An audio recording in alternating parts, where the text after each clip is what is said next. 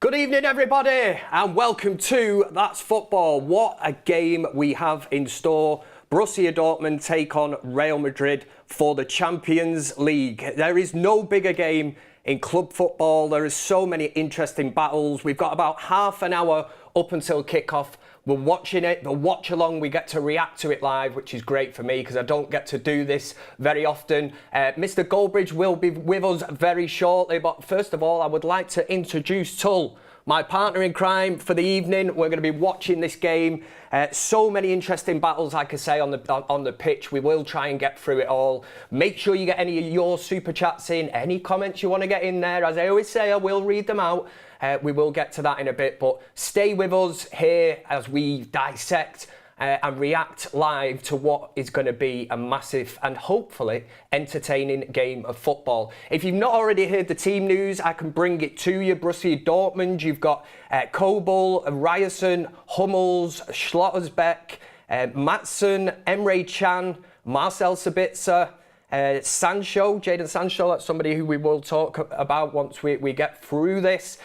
We've got Brandy, Adeyemi and Fulrug. That is your team Borussia Dortmund have put out. I thought it was very interesting that Carlo Ancelotti named his team about 2 hours before he even had to, which probably tells you everything about that man. Absolute don of world football and management. The Real Madrid team, I'll just try and find it very quickly for you. You've got Courtois in net, back from injury. We've got Carvajal, Rudiger, the absolute beast at the back. Nacho and Mendy makes up the back four. Then into midfield, you've got Camavinga, Toni Kroos, Valderrama, Bellingham, that's the one, Rodrigo, that's why you're here, to help me out, man. And obviously your number 7, Vinicius Jr. But we'll just get into the Borussia Dortmund team first of all. Marcus Royce is playing his last, potentially, well, he's going to be his last game for Borussia Dortmund. Do you look at this as a kind of tactical thing? Is he a player that they might introduce at a certain stage of this match? Well, it gives you the Champions League final. There's always that possibility, that special thing.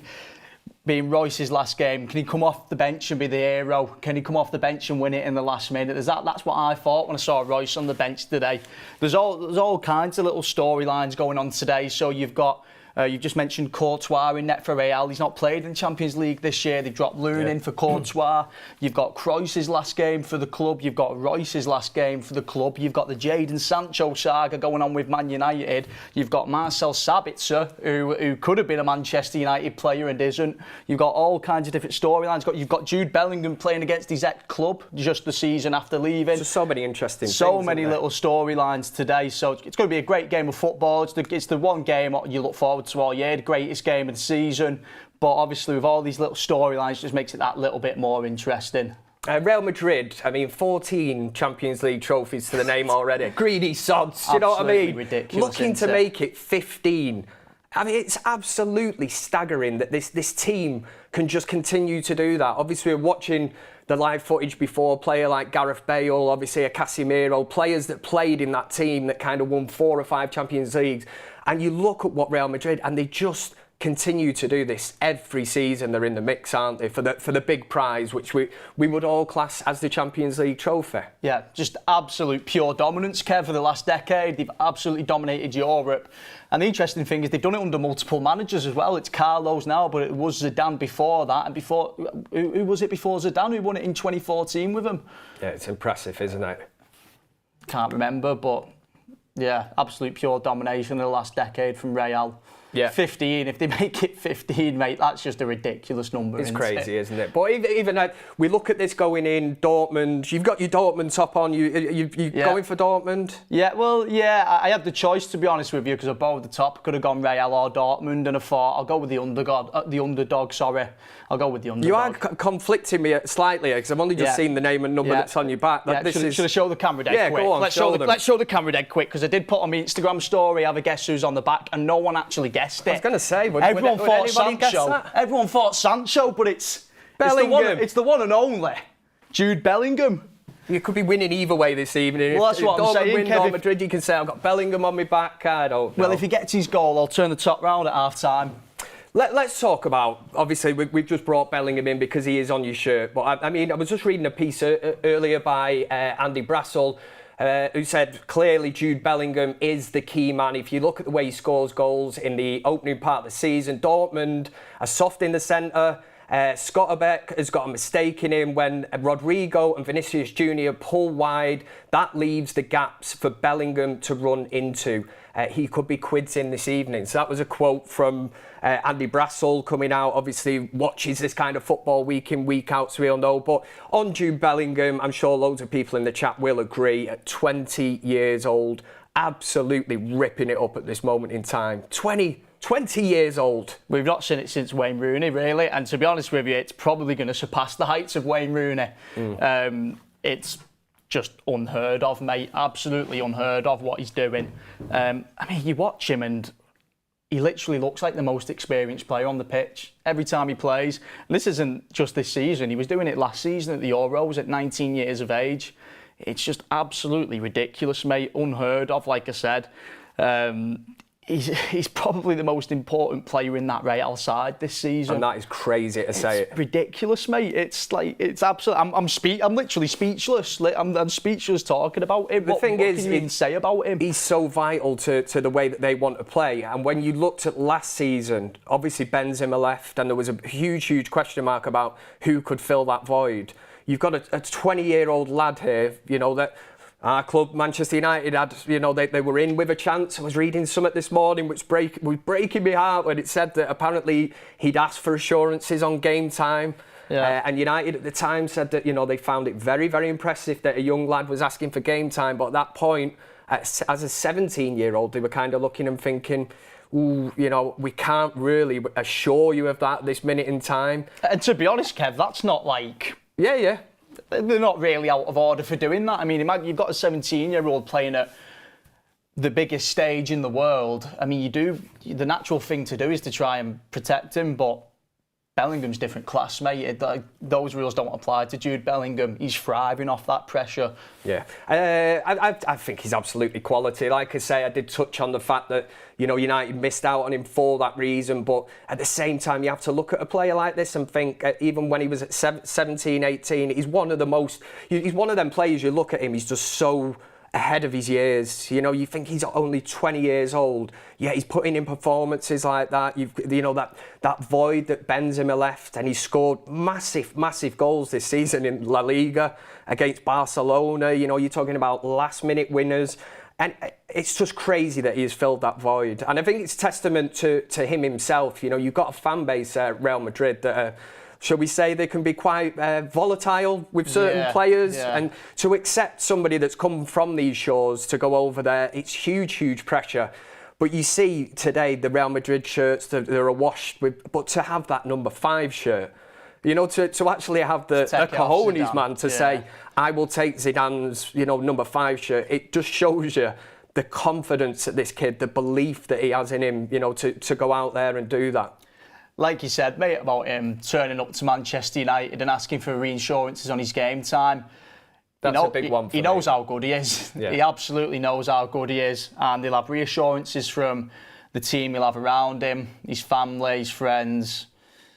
The lad's a future Ballon d'Or winner. So in terms of how important is he at 20 years old to Real Madrid? He's one of the standout players now, without a shadow of a doubt. This season, arguably. I mean, there's Vinicius Jr. as well, but you can make a very good argument that he's the most important player. And I think it's from an England perspective as well. If you follow England, I'm sure there'll be a lot of England fans that'll be sat here tonight. We're a bit on the fence. All right, you've got your Dortmund shirt on, but you know, we sit here and really the outcome of this result this evening doesn't really affect us. You know, I'm not going to go home and, you know, go mad or anything. Just for pure pleasure, mate. Exactly. Pure footballing pleasure. But for Bellingham in England, you know, to have a player going to the Euros in the summer that's just become a Champions League winner, won a La Liga, it's a huge thing to have somebody in that squad. And he's going to be equally as vital to what he is at Real Madrid at this moment in time than he will be for England at the Euros, because we've seen what he does, you know, again, doesn't look daunted by it all, does he? Pulling on the England shirt even. Oh, no. It's extremely exciting time to be an England fan, mate. I mean, he's the first name on the England team sheet, really. Maybe bar Harry Kane. He's definitely the first name out of the midfielders. What we will do, we'll have a look at a player, obviously, from Borussia Dortmund as well. I've kind of singled out Jadon Sancho. Why...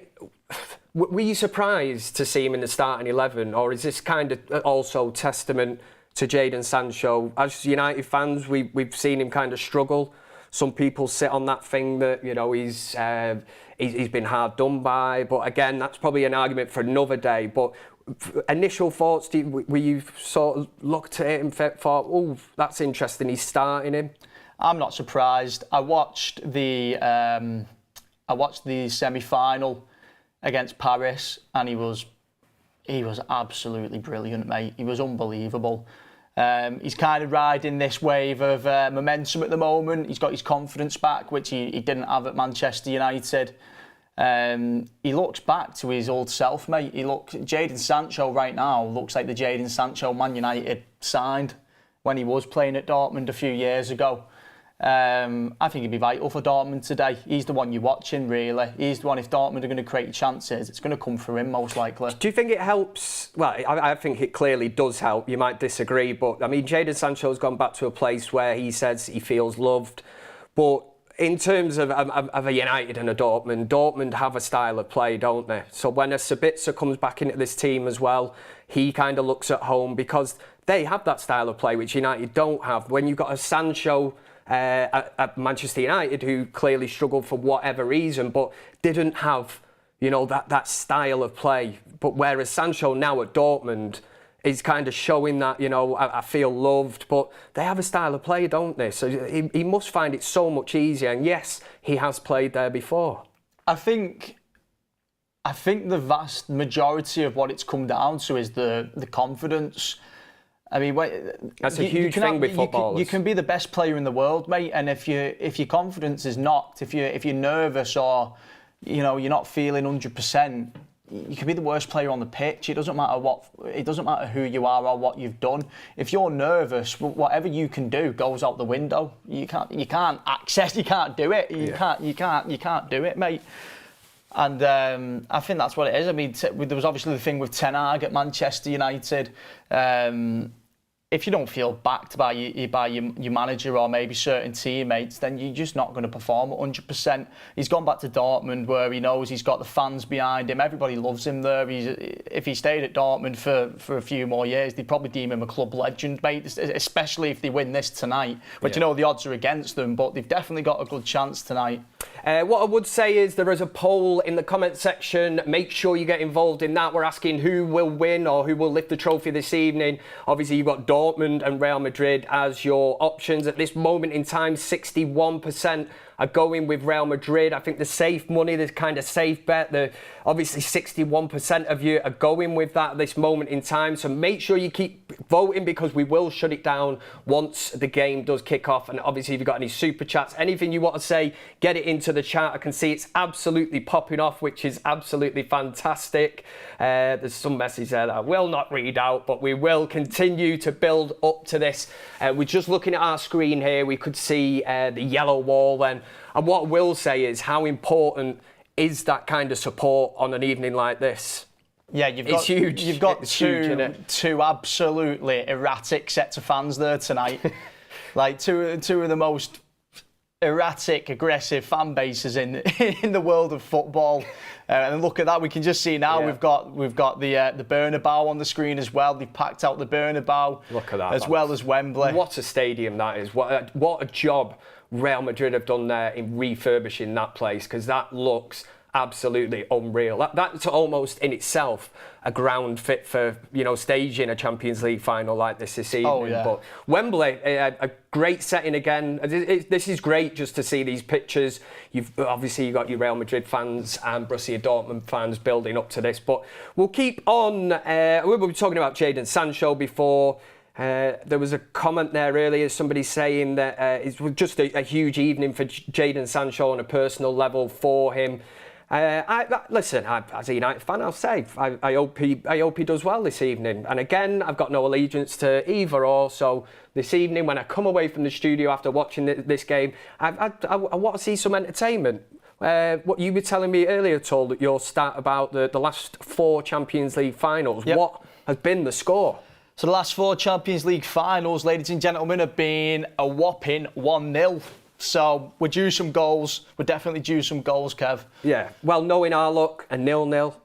Extra time, penalties, game match abandoned, Pitch invasion. 2-hour wait, then they'll come back and we'll be here till about 4 in the morning, like you said earlier. But from a selfish point of view, I would like to see this game get done in 90 minutes. But if not, we will stick it out with you here on That's Football. It's great to see so many of you in the chat. Make sure you get involved in the poll. Who's going to win the goddamn thing? The trophy with the big ears, that's what they call it, innit? Old big ears. But Carlo Ancelotti could win his 5th Champions League as a manager this evening in an era which Pep Guardiola has established himself as the most lauded coach in Europe.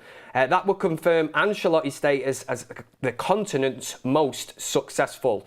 Is Ancelotti regarded as one of the greatest, regardless of what happens this evening? He almost, for some reason, goes under the radar because of Pep, doesn't he? But when you mention that stat there, with Ancelotti, it's ridiculous to think he was at Everton a couple of years ago. I know, crazy, isn't it? How did they swoop that? I know he wasn't there long. Yeah. I know as soon as Real wanted him, he went, but... He probably just ended up there and thought, what am I doing here? What's going on? He probably sacked his agent, mate, and got a new one. Unless he just heard it was Merseyside, thought it was Liverpool, didn't know there was another team there. And then, sorry if there's any Everton fans in there. Didn't mean anything bad by that. But yeah, Carlo Ancelotti's team have only trailed for 7.5% of their total game time in the Champions League this season, 90 minutes out of the 1,200, the lowest percentage of any side. And the thing that makes it interesting this as well, because I was reading earlier, the Borussia Dortmund actually have defensively the best record in this competition this season. So really? What are we setting ourselves up for here this evening? Yeah, it's going to be interesting, mate. I find it funny that the 90 minutes out of 1,200, about 75 of those minutes were in the semi-final against Bayern. That's right. When they were 1-0 down for a lot of it, so... That's right, but I think Carlo Ancelotti, I mean, what a manager, what he's achieved. I even, like you say, I forgot he was even at Everton, but absolute legend, won the trophy, was it with AC Milan as a player, to go to Real Madrid, go back. He's been absolutely, he's brilliant for football. I don't think you've very rarely hear a bad word kind of said about that manager. You just know he's somebody that oozes class, respect. Any of the players that, kind of work under him, you very rarely see kind of disharmony or any kind of upsets or anything. He just seems to keep everyone in check. And obviously, if Real Madrid were to do it this evening and win that 15th Premier League title, I will be there for the picture where Ancelotti's just there with his cigar, glass of wine. With his stove. He is a meme, innit? And in fairness, you kind of look at him, and I'm down for that. I think you got to love the guy, haven't you? You got to love him. Absolutely legend. But on the other side, Toni Kroos aiming to bid farewell as well. Sorry, on the other side with Real Madrid, a player that's had a sensational career. Again, it's crazy. These players that have played in such. They've just been such a fantastic Real Madrid team to see. Yeah, especially Kroos, one of the best midfielders for the last decade. I mean, what a player, Kev. What a player. It's still I think he's still got years in him, to be honest, mate. I can't believe he's retiring. He's definitely got years left in him, but to each their own. Yeah, we've got a couple of super chats in. I'd just like to say thank you very much for that. You've got the show on the road here. Goldio says, you guys ever watched that must be Marco Reus Bean. Oh, Mr. Bean. I thought it was Marcus Reus. Right, I'm with you, man. He says, guys, ever watch Mr. Bean 1997 movie? Yeah, that's a classic film. Mr. Bean's a classic. This man, I'm going to say this child here is 20 years old, as he told me the other week on the United Stand. I couldn't get my head around it. And the old guy here. Watch Mr. Bean, yeah? I'll throw that I've watched it when I was a kid. I can't remember, Kev. You probed watched the cartoons or something, you probably you've not seen the proper movie, man. I've not seen Life yet, Kev. But I've seen it all. I've won a lot, mate. Well, not me personally, but I've won a couple of FA Cups. Bart is in the chat for the super chat as well. Says, what's your guys' opinions about Schlotterbeck? rock solid defender next to Hummels, in my opinion. It would look like they were going to set up like that, would it? Well, if you look at the stats, mate, the stats tell you everything, like you've just said. Yeah. And we've got Mark on the screen. How are we doing, Mark? Can you hear us, Mr. Goldbridge? Having a few technical errors. We have got one more super chat that's come in from Man United for life. There's like a little emoji saying mood, which I think is a good one. Nothing else to say there, but that's great. We move 8 minutes closer to kick-off. Mr. Goldbridge, can we hear you? I can actually see him on my screen. This is so annoying. It's so annoying. No, I can't hear a single thing. Can you hear us, Mark, if you nod or... No. Mark? Oh. I can hear it out there, Ryan, if that... Yeah. Mr. Goldbridge? Oh, just about it. Just about got you. Let me just turn my earpiece up. Only 8 minutes until the big one, sir. Are you looking forward to it?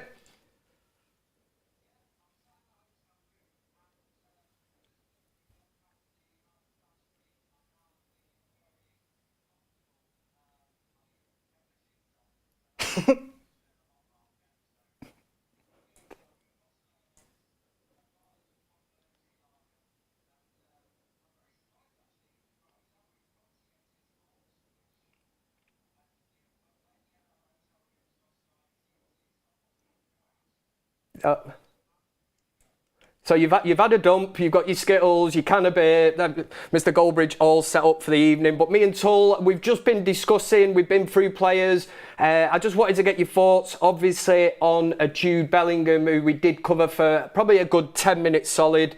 Just picking up on the fact that he is only 20 years old and what he has achieved so far in such a short career at Real Madrid, looking to win a double in his first season. Obviously, as an England fan, Mark, yourself as well, how big would this be for a Jude Bellingham to win a Champions League, looking to bring that confidence into the Euros this summer?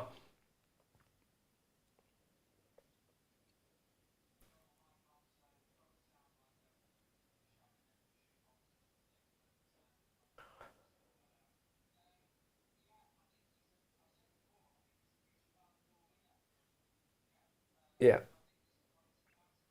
Because if you can win the Champions League tonight and then hopefully win the Euros with England, which I think is possible, then I can't really think of anybody more suitable for the Ballon d'Or than Jude Bellingham, which at that age, like you say, would be fantastic. Nice to see Tull in his Dortmund top as well. Have you seen who's on the back, Mark? I was going to say, you won't even guess who's on the back of this, Mark. Do you want to have a little look? Sabitzer. Bellingham. Get your head around that one, eh? 25 million is what they get. Dortmund get 25 million if Real Madrid win, because that's part of the payments that they get. But I'm in London. I've seen a lot of Dortmund fans, and they're big fans of the United stand. Loads of them. They were like, "Oh look, it's United stand, Goldbridge." Well, half the team are United players. Yeah. Well, it surprised me because I was walking down the Thames with a pair of sunglasses and a big ginger wig, so I didn't even know how they knew it was me. But, you know. Just on, we were talking earlier as well. I get your thoughts. Obviously, we've got 5 minutes until kick-off. A player from our club as well who's currently on loan. I don't know exactly how much Manchester United would get this evening if Borussia Dortmund won, but we'll talk about Jadon Sancho. In your own mind this evening, Mark, are you just looking at this result and thinking, do you know what, I'm not really bothered who wins it? Or is he another player that you've just kind of written off now and think that his kind of career, you know, it's just best that Man United and Jadon Sancho part ways at the end of this season? Jadon Sancho is like the pair of trousers I've just seen Zinedine Zidane wearing. They should never be worn again. And Jadon Sancho should... I don't know what... I think he thinks he's at bloody Wimbledon. He thinks he's Roger Federer. Absolute prat. Yeah, I don't know what's it. And people want him as Man United manager, wearing white. What bloke wears white trousers? Come on. Kev, you're a man of the...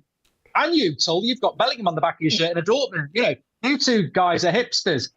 What man wears white trousers? And don't tell me you've got a pair, either of you. Don't you even label me as a hipster, Goldbridge. Honestly, I am deeply offended by that. This man might be. He's 20. He's a child, man. He's not even seen Mr. B in the movie. No, we've not seen the lot. Kev's seen the lot, not me. I've seen the lot. I've told you this earlier. Well, listen, the game is very quickly approaching now. The players are in the tunnel. We'll have to get score predictions in very quickly because we can't do that, obviously. There is Zinedine Zidane bringing out the trophy, but we'll go to you first, Mark. Score prediction, is this going to be settled in 90 minutes or are we going to be put through the ringer with extra time, penalties, the full lot? Well, I was speaking to a Dortmund fan about half an hour ago outside and he was like, what do you think? And I said, I think Dortmund are capable of getting a result. Obviously, Real Madrid are big favourites, but I do think they're capable of getting a result. I think first goal is really important. If Real Madrid get it, they're so good on the break. I think it would be tough for Dortmund. But if Dortmund get the first goal, I think they're better set up to hold on to a lead. So I think it's all about that. I'm going to go Real Madrid 2-0. I mean, it could easily be extra time. I was saying that just before you come on air that Borussia Dortmund defensively like the best record in the Champions League. So we were trying to see how this one would set up. Tull, what score are you going for, sir? I'm going with 2-2, Kev. 2-2. I'm going to go with 2-2, yeah. I could see this one going to extra time. Like we said, the last few have been 1-0. We're due in extra time, aren't we? Yeah. I think lads, I'm gonna go.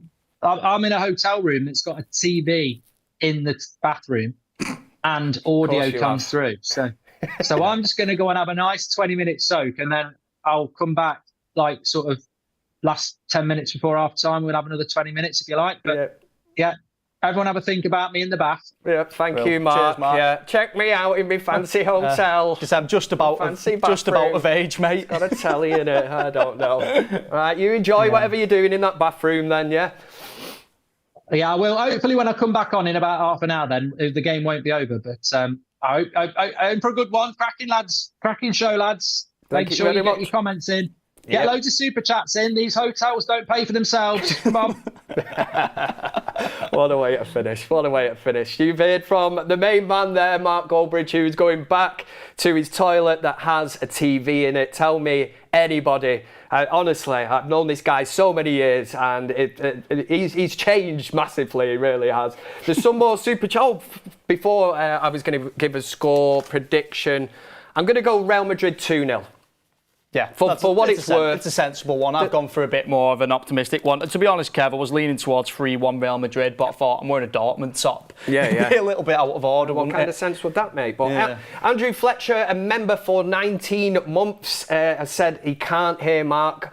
Hopefully we did address that situation. We did have a few audio problems, but I think he did come through in the end because I had this earpiece turned down a bit, and then when it really kicked in and I could hear him, I nearly went deaf in my right ear. But we got through that. I think we got through it, and hopefully everybody was happy to see Mark. I've just been told that Mark will be back before half-time, so we'll find out exactly what happened in that toilet. So stay here for the breaking updates on that one. Jurgen Klopp is in the comments. Of course he is. He's been a member of That's Football for 4 months. 4 months. Very long time. Jurgen's, he's what is he, retired now or something? So he's... I don't think he even knows, to be fair, Kev. No, but he's spending his days now on That's Football. He's tired, actually. That's what he said. He's tired. He needs a break. That's it. So he's watching Kev Tull. He wanted to tune in to see what Goldbridge had to say. We've got the HPN says, can't wait for Villa to win the Champions League next year. Thank you very much for the super chat. Absolutely love the optimism. The players are now at the point where they flip the coin and they're going to decide who's shooting which way. But Peresus says, I just realised that a 19-year-old Mainu has won a trophy before Harry Kane. I'm here for that. Wow. And it is true, isn't it? It really is true. Yes. We're just looking at the team lineups now. This is obviously how they will shape up. Who's going to be the danger man, Tull? That's the Real Madrid lineup. Have we already covered this? It's going to be Toni Kroos, mate. He's been here how many times? Is it his sixth really? final? You single him out as the... I'm looking at Toni Kroos, mate. I mean, obviously Bellingham. Something different. If you're going to get a goal, it's going to be your Bellingham or your Vinicius. Rodrigo's an interesting one. I don't know too much about it, but I was speaking to my mate who's a City fan yesterday, and he said there's been a little bit of a thing with Rodrigo recently. He's come out and said Man City are the best team in Europe, and there was a bit of an upset in the Real Madrid camp about it. So someone maybe in the chat can let us know about that. Yep, do that. And make sure you very quickly, I've just jumped into the full-scale chat. If you want to get your score prediction in the game, we are literally seconds away from starting here. I think the players changing ends now. Or is that the Borussia Dortmunds are saluting? There is a yellow wall at Wembley. I love that. Such passion. Yeah. They're saluting. So behind one of the goals at Wembley, they've taken up the Borussia Dortmund fans. They've unveiled a massive flag. Let's have a look in here. Not yet, my friend. We are very, very close to kick-off. There's a lot of people in the chat that are now saying that the game has started. If you want to try and lock it in so that we can watch this together, this is how it works. Kick-off now. We've literally just kicked off 8 minutes past 2. Hopefully, we won't get any... 2 minutes past 8, sorry. Producer Ryan's in my ear now. Yes, it's not that late. Interesting start from Dortmund. They're going direct now, but I was going to say the first 15 seconds or so, rather than going direct, getting the ball up the pitch, knocking it about a little bit. So if you are watching this along with us on the watch along, we are now just getting into the 30th second of the match. 31, 32, 33. I won't continue to do that all game because it gets very boring. And I need to give my voice a rest as well. But I'm looking forward to this now because watch-alongs, we don't do many of these. This must be your first. My first ever watch-along, mate, ever. It's always great to react to something that's happening at that time because obviously we'll do a build-up show, then we'll watch the game, then react to it after. But to actually be watching this now.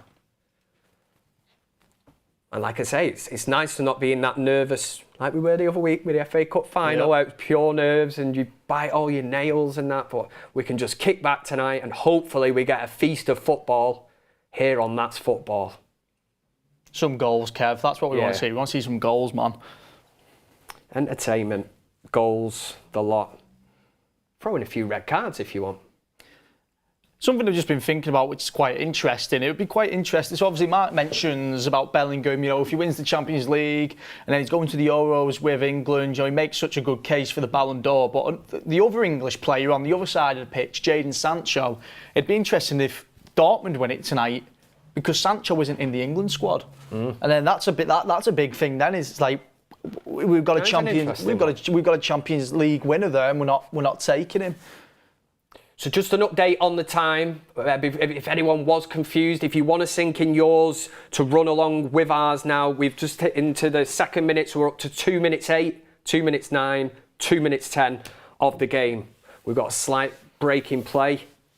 Jarek, 2011, a member for 7 months on That's Football, simply says hi.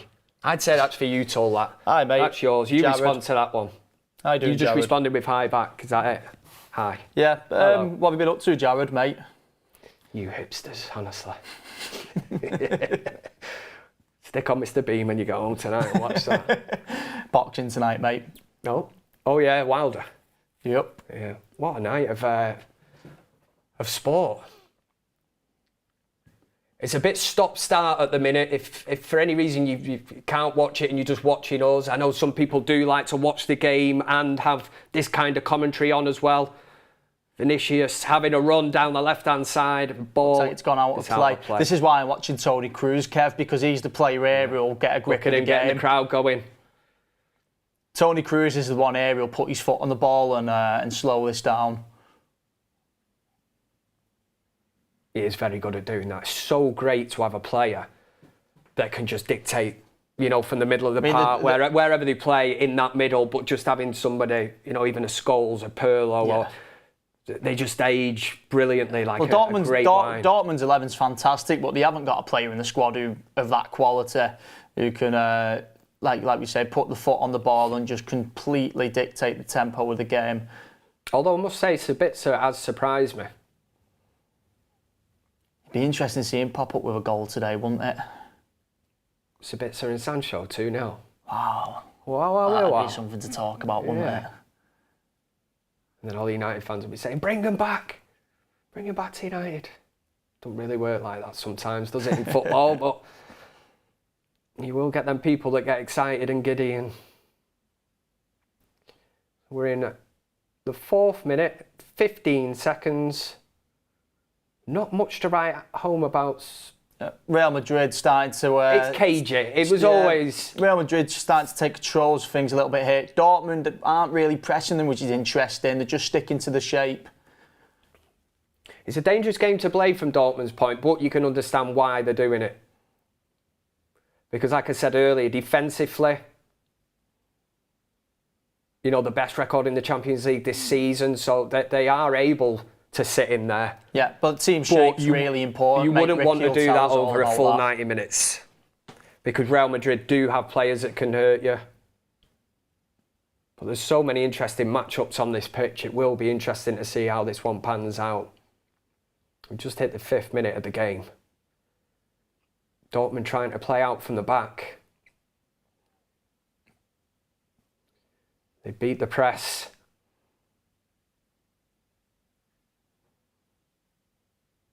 It's a great cross. The cross cleared by Rudiger. This Bellingham who's picked it up. Bit of a sloppy pass. He is human after all. There we go. Is that the first corner of the game? That's a Dortmund corner at the Dortmund end. Yes. And it just shows you for that, what we're coming up to 5 minutes 40. Dortmund have sat in. You know, Madrid have pressed and probed. They go up the other end of the... They've got a great chance here with a corner. It's all about set pieces for a team like Dortmund on a night like this. Matt Hummels is up from the back. Can they get the delivery spot on? That is the next question. Ooh, a great header down. I think that was Kroos with the clearance. It is. He's coming back over the side of the pitch. Tall shout of Tony Kroos being the main man this evening. That's who my eyes are on, Kev. Yeah. There's only 6 minutes gone, mate. Come on. Long way to go. Courtois in net as well, as we were talking before as well. That's another one to keep your eye on. He had an ACL injury. He's been out most of the season. What would most of the season be? It must be 8-9 months. Yeah. Maybe 10 months to come back into such a huge game. It's a big call, mate, as well, because you drop your starting keeper who started every Champions League game in Lunin, and you throw Courtois in there. I mean, you're setting... I know it's Real Madrid. Probably doesn't really apply to Real Madrid, but I was going to say you're setting yourself up for failure. If you get it wrong, you've cocked up. You live and die by these decisions, don't you? At the end of the day, Ooh.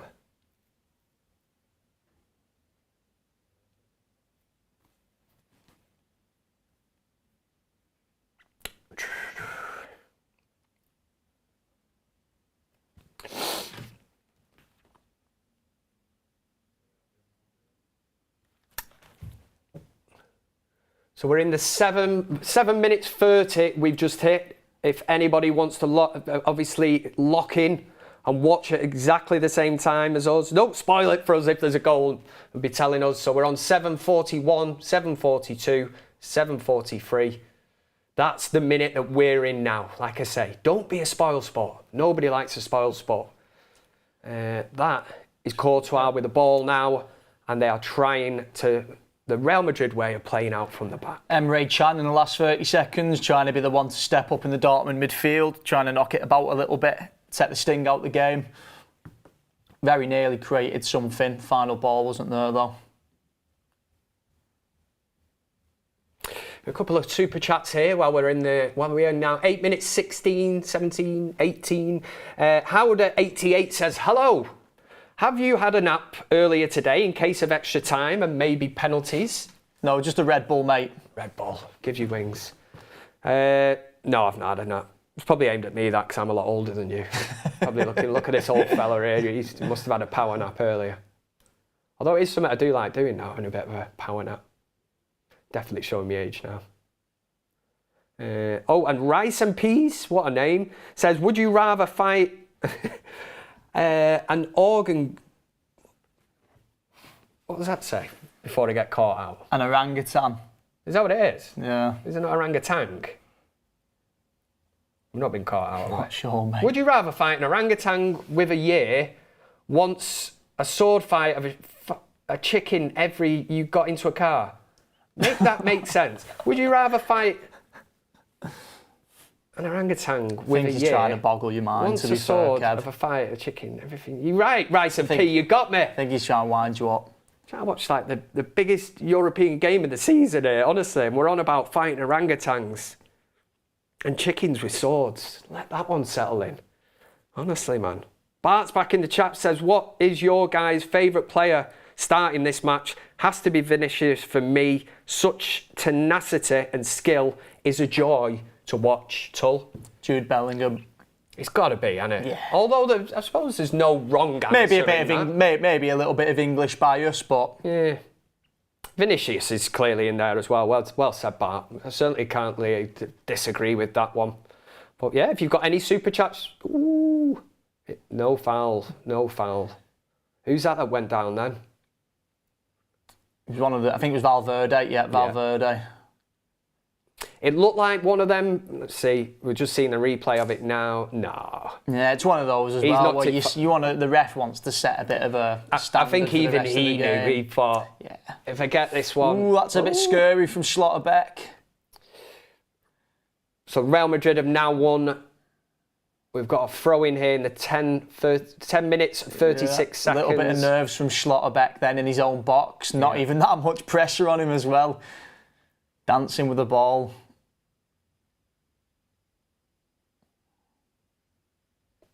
Real Madrid are just we're just hitting the 11th minute nearly, and for Real Madrid now sort of starting to press and probe and ask a few questions of Dortmund.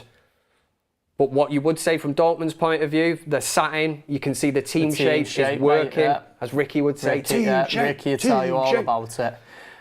Right, I'll keep going. They'll be happy doing this. Lovely ball from Toni Kroos. That's a nice headed flick. Valverde, is he going to get the ball in the box here? No, they've gone short.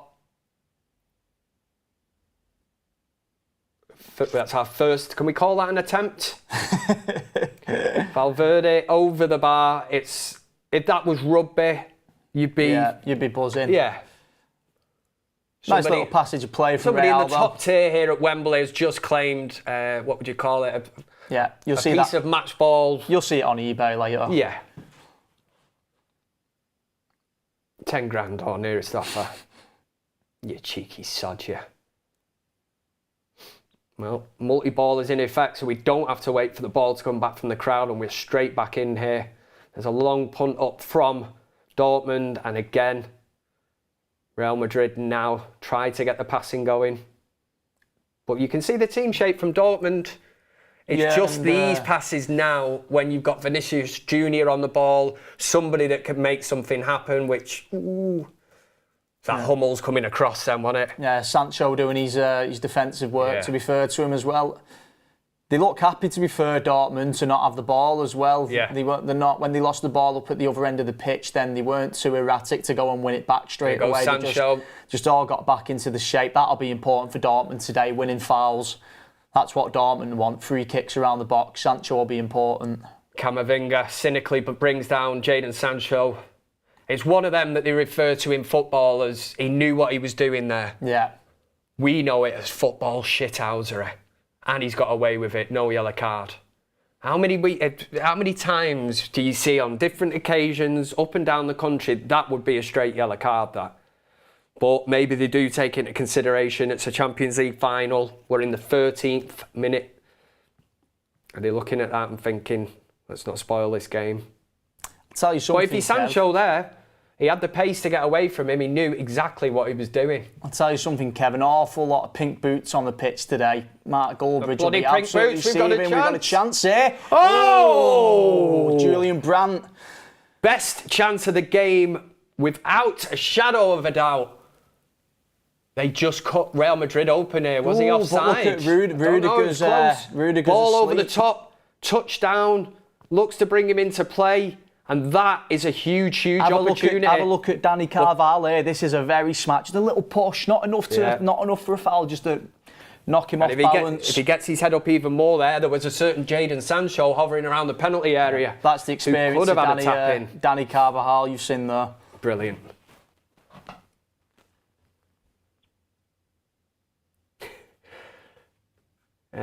Philip XDCZSK in with a super chat, just like a face like this. One of them emojis just looks pure happy, which he should be. It's Saturday night here on That's Football. We are really spoiling you. What a ball from Toni Kroos. No, that was quality. He must have heard you before this game and he's thought, I'm turning it on for that. Yeah. See, the best chance of the game, Dortmund have had a corner, Real Madrid haven't. Have they? No, not as of yet. You've had your long shot over, which in rugby terms would have been an absolute corker, but no. Real Madrid fans all getting behind the team here. Sia says, Kev, any updates on those Leeds fans? I'm back from Wales now. I've had to leave them in that field, but if you did see the video on Instagram and Twitter or X, whatever you call it, you will see that I openly offered them out for a fight, but they just weren't interested. They stood the ground. And then the holiday ended and I just had to, I've had to come home. Got other things to do, man. Holidays end. Eras end, as Ten Hag said, didn't he? But yeah, thanks for the super chat. And I visit Wales quite a bit, so I will come across some Leeds fans again. I do keep getting a phone call from a particular Ellen Drode. Keep asking for a promotion. I'm not sure, mate. Not answering. Lovely stuff from Jude Bellingham there. Looked like he had all the time in the world there, Kev. Still can't used to it. Just that number 5 shirt, because it's something that in my lifetime I've always associated with Zidane. Yeah. To see Bellingham at 20 years old. It's only when you see it on a Real shirt, isn't it? Oh, yeah. Only a Real shirt. There are certain shirts where you look at, some teams even retire shirts. Harry Maguire wears the number 5, mate, and some could argue he's better than Zinedine Zidane. That's a debate for another day. Let's get a poll going. Get your super chats in. Harry Maguire or Zinedine Zidane? Surely that'd be the most one-sided poll Who's your number 5? Yeah.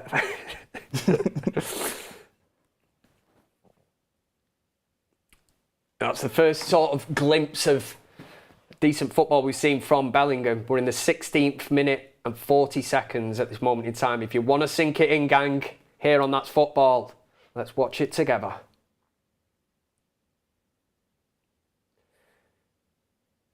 The game's gone a little scrappy now in this midfield area, but Dortmund, in fairness to them, the game plan's working.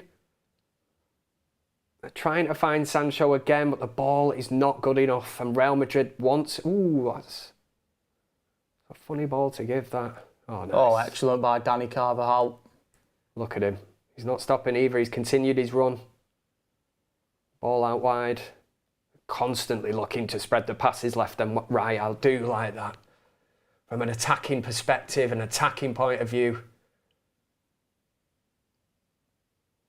Bellingham trying to start pulling the strings now and trying to dictate the play. You can see him talking to his teammates, telling them where to go. Again, at 20 years old, when you look at this lad, you think it's unbelievable. But again, Bellingham has gone down. Has the ref stopped the play? Yeah.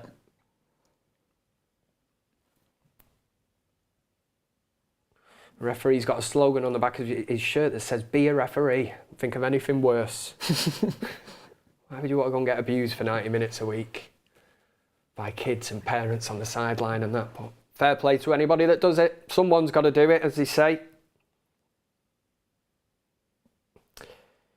Yeah, make sure you continue to get your comments into the comment section whilst watching this. I do have the ability to multitask.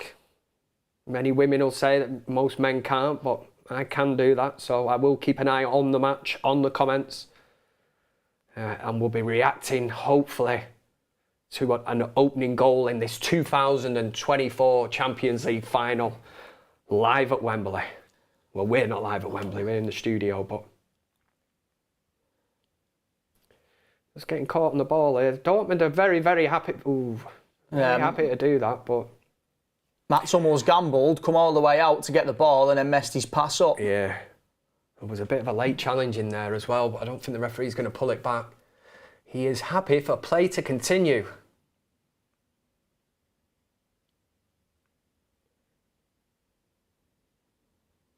As Fabrizio Romano would say, here we go.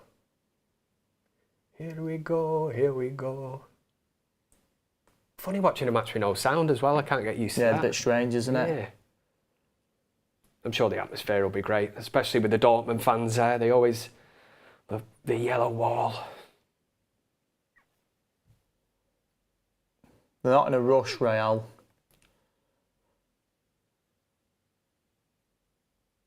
Oh, what a question I've got for you. We'll just watch this passage of play. Real Madrid, great opportunity to cross the ball.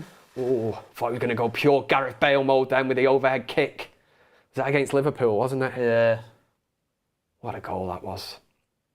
Right, we've got a break in play here. We're in the, just hit the 20th minute.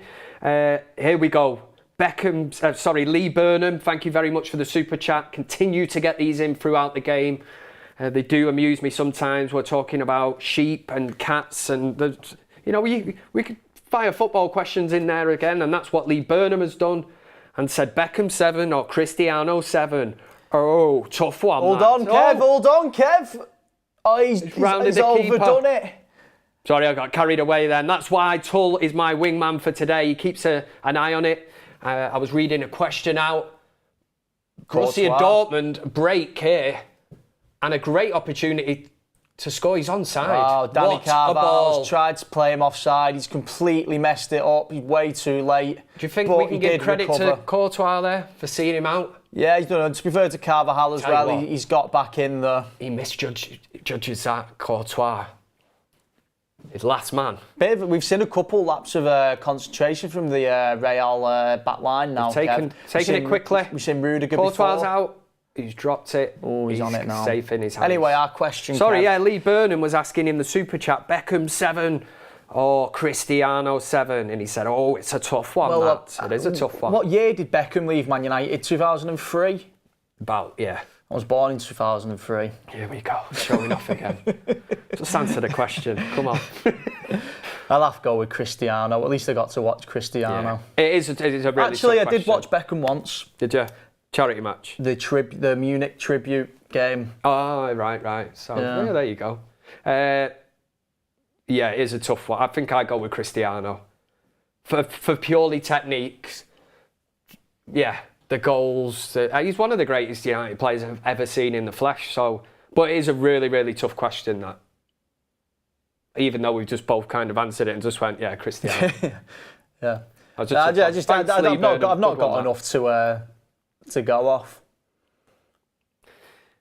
Real Madrid in the ascendance here down the left-hand side. Vinicius and the Rodrigo. tricks are out. Can he find that back post pass? Easy enough for me to bit say. interesting that. We've got Vinicius and Rodrigo both always ganging up on the right back. Yeah. Both on it's the this both switch of them of on play the now. left-hand side. Look, Dortmund have done it, and Sancho is on his bike. Not literally. You wouldn't be allowed a bike on a football field. Here he goes. Sabitzer wants It's a it great back. ball. He's got it back. He's pulled it back. Could be a goal here. Oh, is it a penalty? Oh. There could be a call for a penalty, is there? No. You can tell by the Borussia Dortmund player that he is looking. He's not shouting or appealing for it. This game is starting to heat up. There's a ball through. It's off the post. Full Krug's hit the post. Mendy's going to clear it. Oh, what an opportunity, But he's Dortmund. He's gone short to Cruz. Borussia Dortmund have just hit the post. It's still Courtois, a little bit shaky, this. Oh, wow. We were so close. Inches away from opening up the scoring in this 2024 Champions League final. I'll tell you something, Oh, Kev. what an opportunity. There's definitely gaps in this Real back line, mate. We've seen a lapse of concentration from Carvajal, lapse of concentration from Rudiger. We've seen a big scramble in the box where no one really knows where they are. There's a cut back, no one's marking the man. He could have been just offside, just about. There'd have been a question there for VAR to answer. Yeah, but I think VAR would have ruled that one out just about.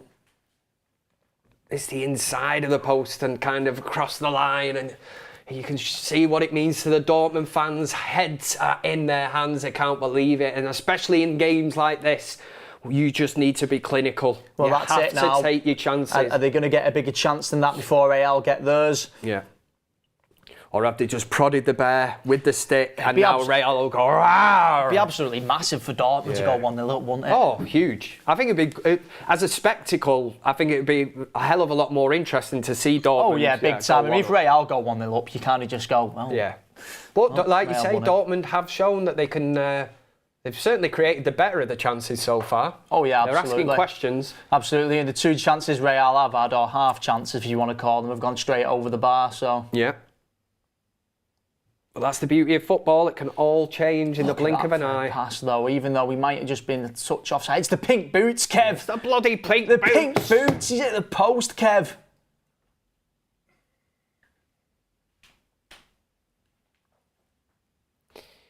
Even the manager knows. Even the fans, look, they're still roaring him on though. They will continue to do that.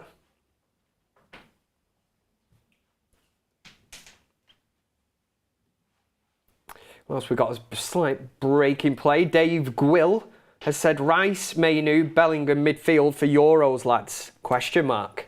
It's got 9 likes as well. Thanks for the super chat. I like that. Really interesting debate. You like that this, new Kev. feature? Yeah. Really interesting debate because Phil Foden, do you put him out on the left? Do you put him out on the right? You know, he's kind of, I mean, if you look at the entire England squad today, England's star players have been Kane, which is a guaranteed starter anyway, Jude, Bellingham, and then Phil Foden. In terms of the numbers they put up in Europe, I mean, I know in terms of goals and assists, Phil Foden's really up there this season. He's like top 10 in Europe. So insane. You know, when the Man City fans are going to argue, you got to play Foden in the 10. You've just got to do it, which is, yeah, absolutely. Play them in the preferred, absolutely. Play a player like that in his preferred position. I always say about Southgate, how you can ever say, oh, I don't know what to do with this Phil Foden, you know. He's the kind of player that you would build a team around. Yeah, and he performed at the World Cup. He did perform at the World Cup. He scored an important goal against Senegal. Yeah, he started near enough every game. He's an important player for England. You've got to have Foden in there, and it's probably not going to be on the left. To be honest with you, I think Mainu. I don't think it's the end of the world that Mainu. Do you think he's done enough, or do you think he's being brought along for the experience? I think he's done enough, mate. I think he's done enough to start, but I don't think it's the end of the world if he doesn't start, because what a player to bring off the bench. Yeah. I mean, in a tournament like that, you've got to have players who can come off the bench and change the game. If you're 60 minutes into a game and you're 1-0 up, you bring Mainu on and you bring a bit more calmness into the game. Hold on, a little bit of an half chance for Real Madrid. Yeah. But then also, if you're 1-0 down, you can bring Mainu on to get a bit more of the ball and make things happen. So I think it's a great sub to have. I've just been told that we'll try and change channels at half time, so in real time we should be in sync with you. We've got a great chance. Courtois saves the header. Oh, Courtois. Another huge chance for Borussia Dortmund there in the 27th minute. But yes, what we are going to try and do is change channels at half time so we can try and get synced in better with the live chat. It does seem to be there is a slight delay. There's probably people here now that are probably going, yeah, that just happened like 10 minutes ago, man. What's going on? But we are trying our best to all sync in, obviously, with the watch along and make sure that everybody is singing from the same hymn sheet. So thank you very much for that. We'll try and address that. We will have, obviously, 15 minutes at half time to try and get that sorted. And that's what we will do here on That's Football Tull. That's a promise, sir. That is our job. We're just doing our job, Kev. Just doing our job. We're just doing our job. Nonsense. Right, let's get the chat back. The HPN said, when did Dortmund sign Lukaku?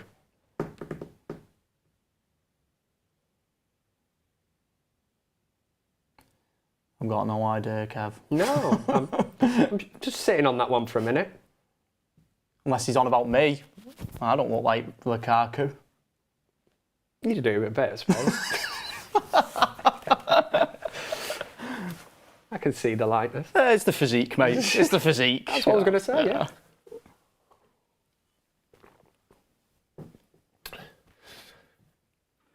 Clearance from Schlotterbeck.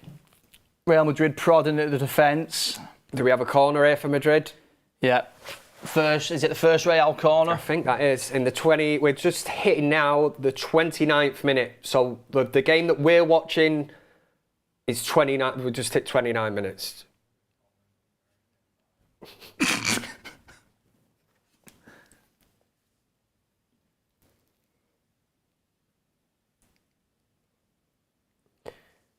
Where is it?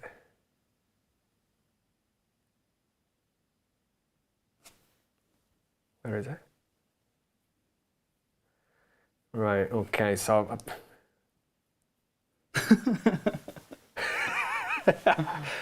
I was just brought to my attention... Oh, wait, sorry. Hold on, Jadon Sancho was on the break here. Sancho with a delicious ball to the back post. There's an overload of players. Ooh. Is that a penalty? The referee says no. He's doing this. Absolutely He's saying no. Not a chance. Is there a question to be asked here? I don't think so, Kev. No. You can usually tell by the players. Yeah, I think it looked like the ball had just got away from him. He's I don't know, Kev. It's a bit of a shove, but the ball's got away from him, hasn't it? He was never getting there. Right, I need to boost my ego up again because I've taken a bit of a hit in the comments section this evening. But Eric Ten Bag, what a name, I love that, says, Kev, no offence to backwards cat boy, but you are an absolute beauty and a true treasure for That's Football, and more importantly, the United stand.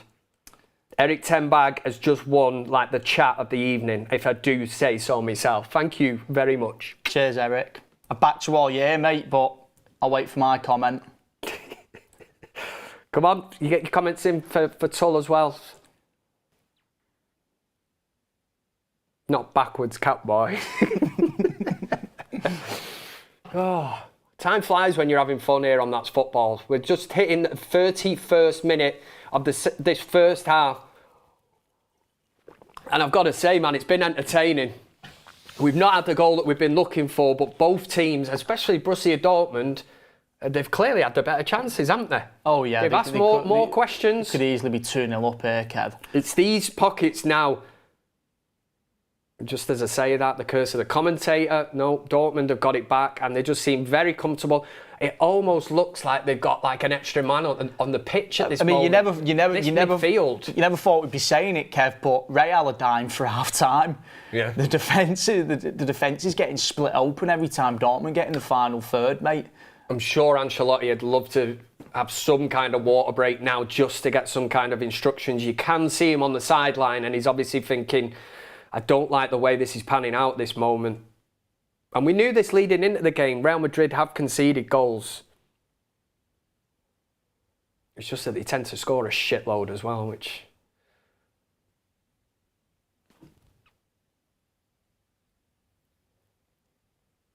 Yeah.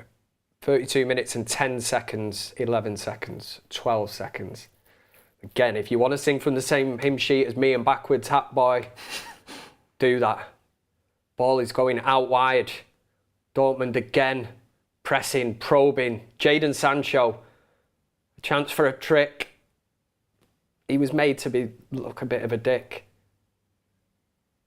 And Real Madrid will get away with this one. For, Mendy is down.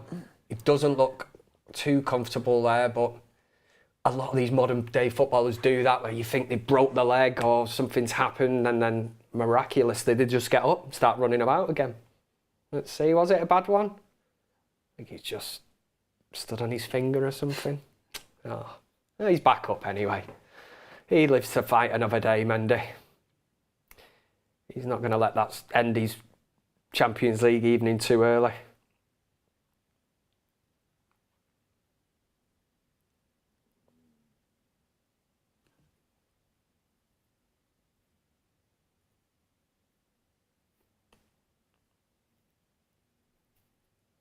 Right, Mikey Barlow's in the chat. We'll wait till this, keep the super chats coming in, honestly. Yeah, we've got Valverde charging up the pitch. He's knocked the ball off to Rodrigo. He's now give it back to Valverde. He's made a run into the box. He's That's a nice ball. Danny Carvalho with the overlap. He's overhit it. He's overhit it. But Mikey Barley says, good evening, both. Can you do me a favour and ask Quiffhead, which I thought was a dig at me, but no, it's actually you, a.k.a. Tull, how his bed is doing from Undead Welshman. Oh. What have you got to tell us there, man? I RKO'd me. I did a wrestling move on my bed, Kev, and it broke. Oh, I've seen that video. Have you fixed that? Ooh. Yeah, I fixed it, Kev. This could be a first yellow card of the evening. Cheers, Welshman, by the way, mate. Good to see you here. Vinicius Junior has just flown in on the Dortmund keeper, Kobel. And I think the Borussia Dortmund players are looking for this to be upgraded to red. Or they're saying, why was it not? There's a ball to be won there. From Vinicius' point of view, he goes... Kobel's trying to play he's trying to bring the ball along the centre of the goal. Like so many modern day teams, they try to play out from the back. There's a ball to be won there. If Vinicius gets one slight touch on that, the scoreline would be Dortmund 0, Real Madrid 1. Vinicius, he thinks he's hard done by, but do you think there was much contact? We only got to see that once back, really. There's a slight bit of contact, but it doesn't look malicious. What you are looking for, you're looking for the studs up in his knee or something like that, but there was none of that. So I mean, you could even argue maybe the yellow's harsh, but if you're going to give any kind of penalty for it, it's a yellow card, isn't it? It's never a red. He's on a tightrope now for the rest of the game anyway. He's going to have to watch how he conducts himself on the field. The last thing he wants to do is get sent off in a Champions League final. This has been an interesting matchup, I must say. What did we say before? We ran a poll. It was a 60-odd% in favour of Real Madrid lifting the trophy, which it could still happen, but I wonder how many people would have changed their opinion on the view of the first kind of 35 minutes of this game. Well, right now, mate, it's all Dortmund. Playing out from the back again. We have seen this before in recent time in Real Madrid. I mean, Liverpool, to be fair to them, absolutely outplayed them in the Champions League final until Real got their goal, and then that was it. Yeah. Then, Real, at the end of the day, it's Real Madrid, mate. You can play as good as you want against them. If you're not beating them, they're probably gonna score, mate. Just over Sancho. Overhit for Sancho. He's applauding the idea of the pass. It was the right idea, but not the right execution. Sancho probably wishes he's a bit more involved in this game. Emre Can, Sabitzer, they've had a fair share with the ball. Hummels and Schlotterbeck playing out from the back. The full-backs are getting up the pitch. Not too much from Sancho. I mean, he's doing his defensive work, which is important tonight. Fulkrug will be happy with the chances he's had, but he's got to put him in the back of the net, hasn't he? Yeah. It's all about being clinical on an evening like this.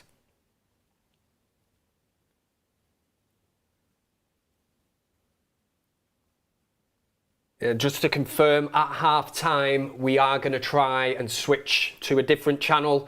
I think some people in the live chat, I was just having a look before, think we're roughly about a minute behind, which is dreadful. It really is. Not good enough. But we're in the 37th minute and 13, 14, 15 seconds. Like I say, nearly half-time. We will try and address this problem. And then hopefully we can just all watch the same game and continue to have loads of banter in the live comments. It's been off the scale so far. You can tell it's Saturday night, can't you? Oh, yeah. These people come out on a Saturday night. Eric Ten Bag's out. Eric Ten Bag. Mark's in his bath. Yeah.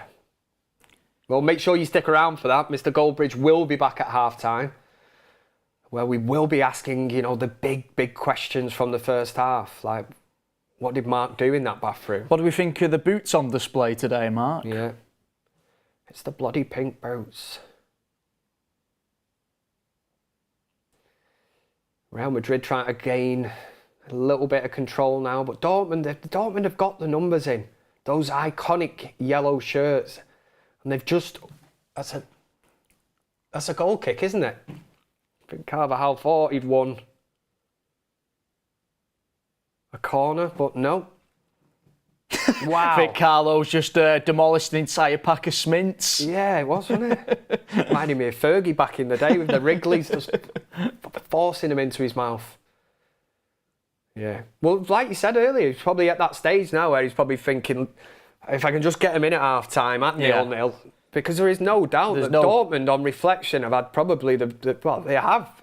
It's fact. A player that better opportunities. I'll tell you a player that shocked me here, Kev, Emre Can. Yeah. Emre You had to double check that, didn't you? Emre Can's been absolutely dominant in that midfield, mate. And it does show you when you've got players that can go to a team that do have that identity and style of play, which Dortmund have got.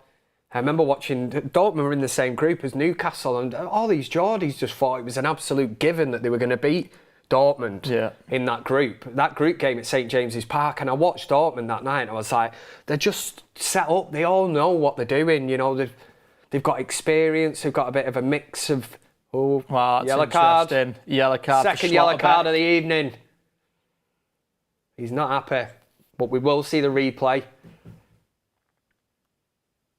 But he has got a case, hasn't he, Kev? Because he's touched him. That is a bit of a dive from Vinicius, that. He's been done there, hasn't he?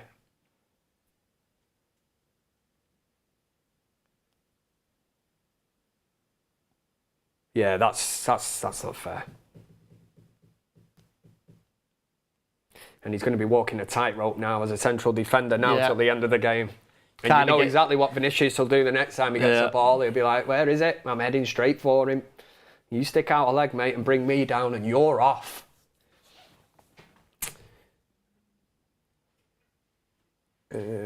Oddy Grass in for the says, love you, Kev, true legend, man. Thank you very much for the super chat. SB4810 says, how was the Klansman Tull from safe? Oh, is that the boozer?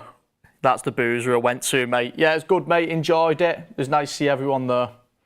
What's that, the name of the pub? The Klansman? The Klansman. Where's that? It's on Roblox, mate. It's a game. That's not even real life. Oh, it's a save! A strike from... We've got a good save here. It was Emre Can. Courtois gets down right. No, it was Sabitzer. Right hand side, Sabitzer. yeah. Another former red. I tell you what, I thought he didn't see that till late, but... Didn't look like Courtois got the cleanest stand to it, to be fair, though. It looked like it could have very easily bobbled and gone over. Yeah. Another corner for Dortmund. We'll get into this virtual bar in one moment time. Not forgotten about that. Here we go. Edge of the box. It's come up to Sancho. He's trying to get it onto his left foot. Unselfishly plays it out wide. Dortmund decision. Working it here. They've still got numbers up. There's that Camavinga with a header. Yeah. Camavinga just, not today, lads.